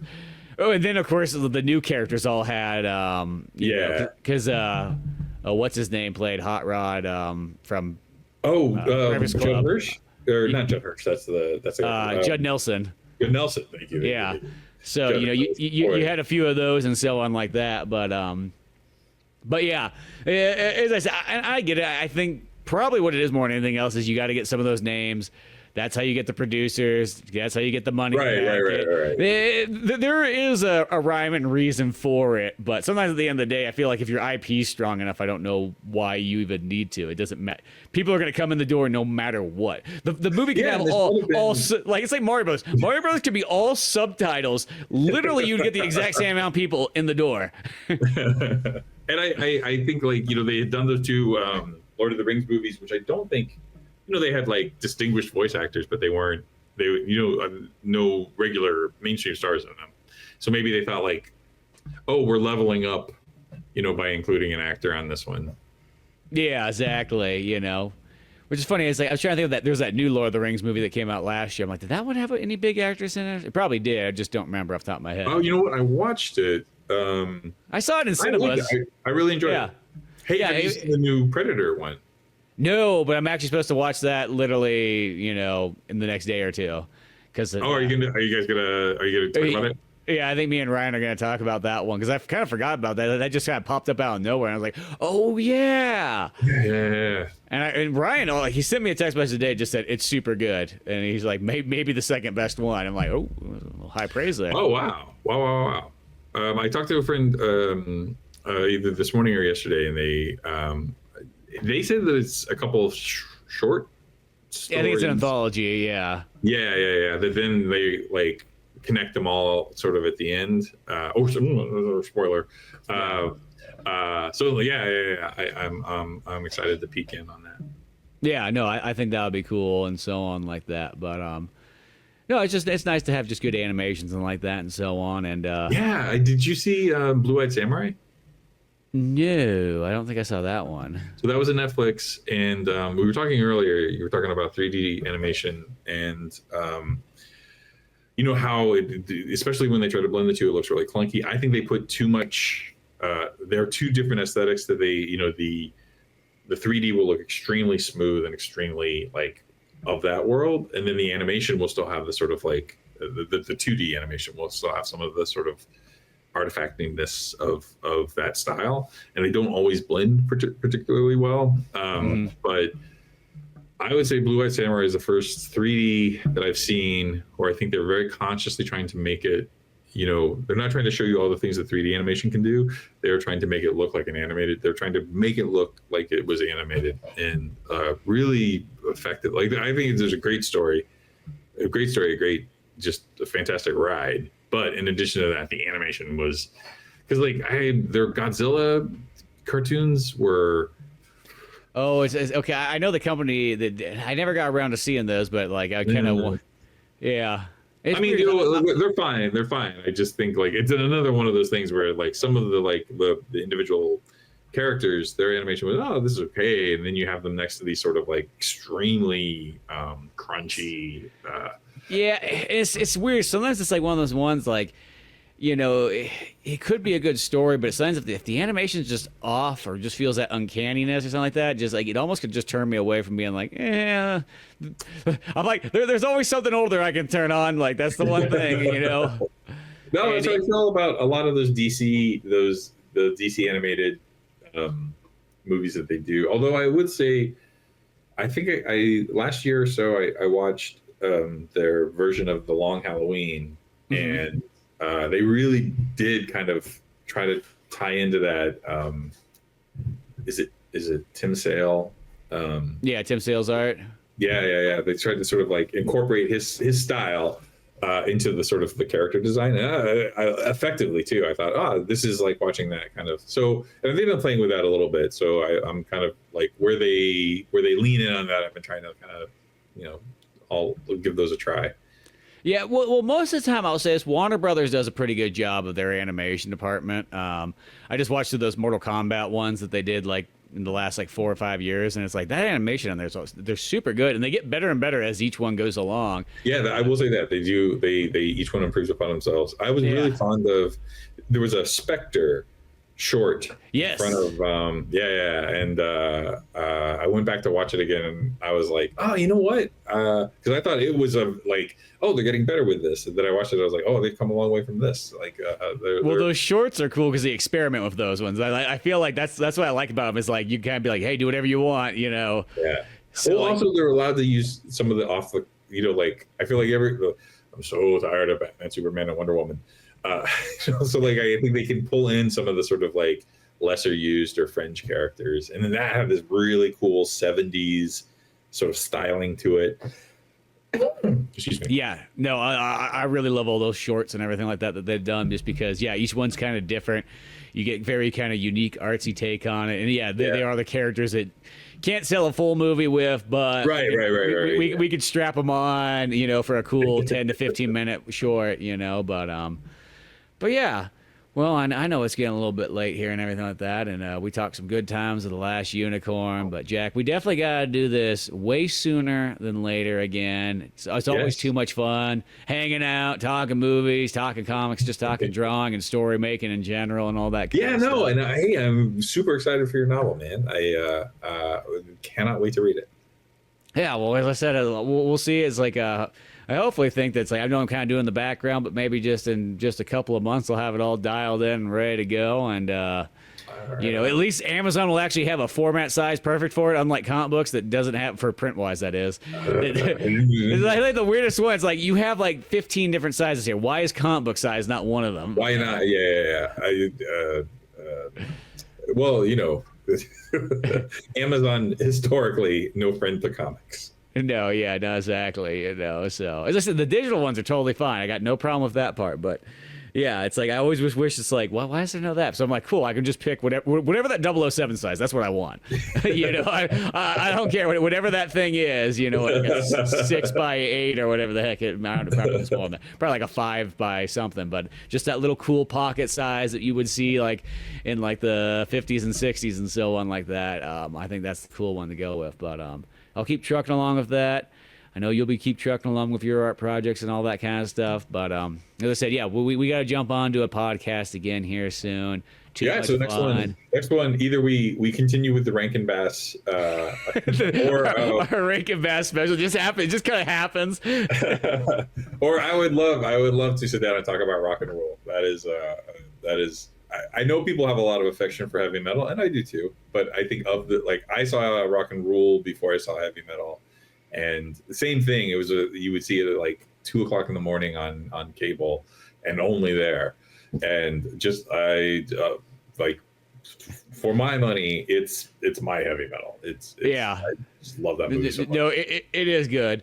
I'm always kind of nostalgic for heavy metal because I just have this memory of my uncle coming up to visit and like him just pretty much sitting down, cracking a beer open, and be like, "Oh, dude, you gotta check this movie out. This one's great," and throwing on heavy metal as like I'm like 6 or 7 years old.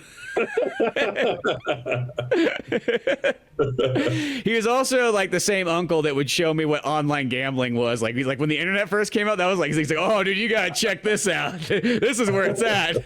It's like 1996, and he's like, "Here, this is what you should be doing online." But yeah, no, we definitely got to do it. There's always so many great movies and so on there, and yeah, I know. Technically, me and Ryan, we did do Rock and Rule, but I guess it was like 3 years ago or something like that. Oh, you know what? Maybe we talked about that because we might have, but I'm not. I'm at that point where I've done a few things where it's like, hey, once it's been a certain amount of time, there's nothing wrong with coming back to a movie. I mean, you're gonna watch it again anyways. You could talk about it again. Well, cool. Spence, thank you so much for having me on. Always problem. a pleasure to hang out with you, my good friend. Yes, and yeah, as I said, we gotta hang out podcast wise. We gotta hang out in real life too, as well too. Yeah. Hey, next time we're down in LA, holler. Yeah, exactly. We could go visit that sandcrawler of dead electronics you're talking about. Earlier when I was talking about it, I tried to get the business. I kept their business card because I was like, this is a thing to have. I will follow up after this and give you the name of the place so that you can maybe give them a shout out in the show notes or whatever. And then yeah, next time you're down, let me take you because it's just something to see. Yeah, that sounds like just like a sight to behold, anyways. But yeah, no, it does not disappoint. But yeah, well, Jack, is there any place you want to send anybody to if they want to come by and check out some gun comics? You can always go to guncomic.com, comic.com, one word. And then am I easy to track down? I'm not.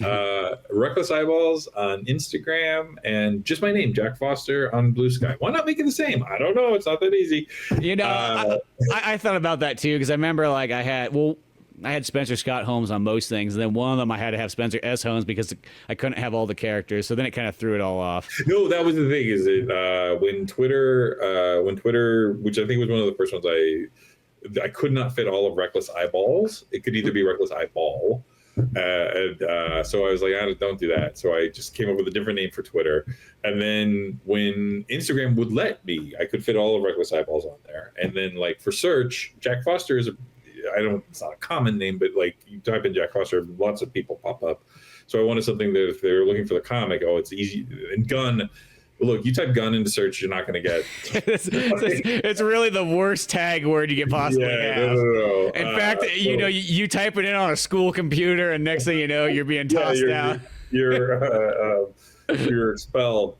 So Reckless Eyeballs was an easy, like I have one of the first things that pops up under that. So I was like, that's an easy, but it's so many characters, it's hard for a lot of these. And then I got in early enough with Blue Sky that I could just put my name in, and I was like, well, at the end of the day, that's the easiest.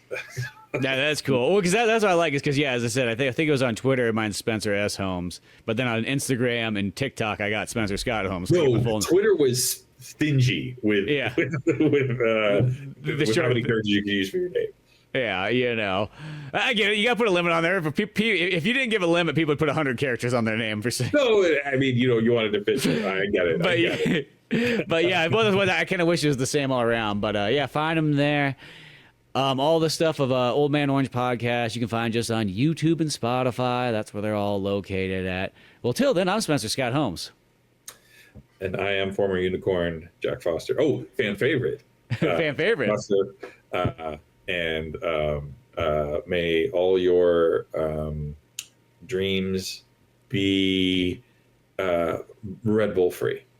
Red Bull. I guess this is the most total last thing I gotta say, because I was trying to look up if there was a fast food tie-in for the last unicorn, and there wasn't. Because I'm very partial to those tie-ins, and I know this is a little bit early, but it's still. I know Star Trek, the motion picture, and of course Star Wars have them. So I was like, maybe. But this is that one. It's like, if this came out nowadays, like I would love to see an actual Red Bull with like that bull, like artwork around it and everything like that. Maybe the unicorn on one side, or even just different one.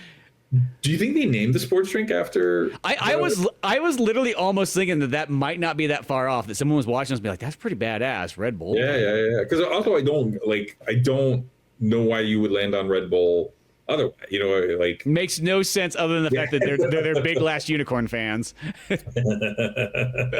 But I was just thinking about that if there was a tie-in. Sadly, there was no tie-ins for this movie. But you know what? 2 years later, it would have had a Burger King pint glass. yeah, that would have been cool. Big old cool, like one of those big glass ones that's all like carved out and everything. Yeah. There'd be one for her, one for the bull. No, it would have been rad. Yeah, no, that would have been sweet. But yeah, beyond all that stuff, take care, everybody, and we are out of here.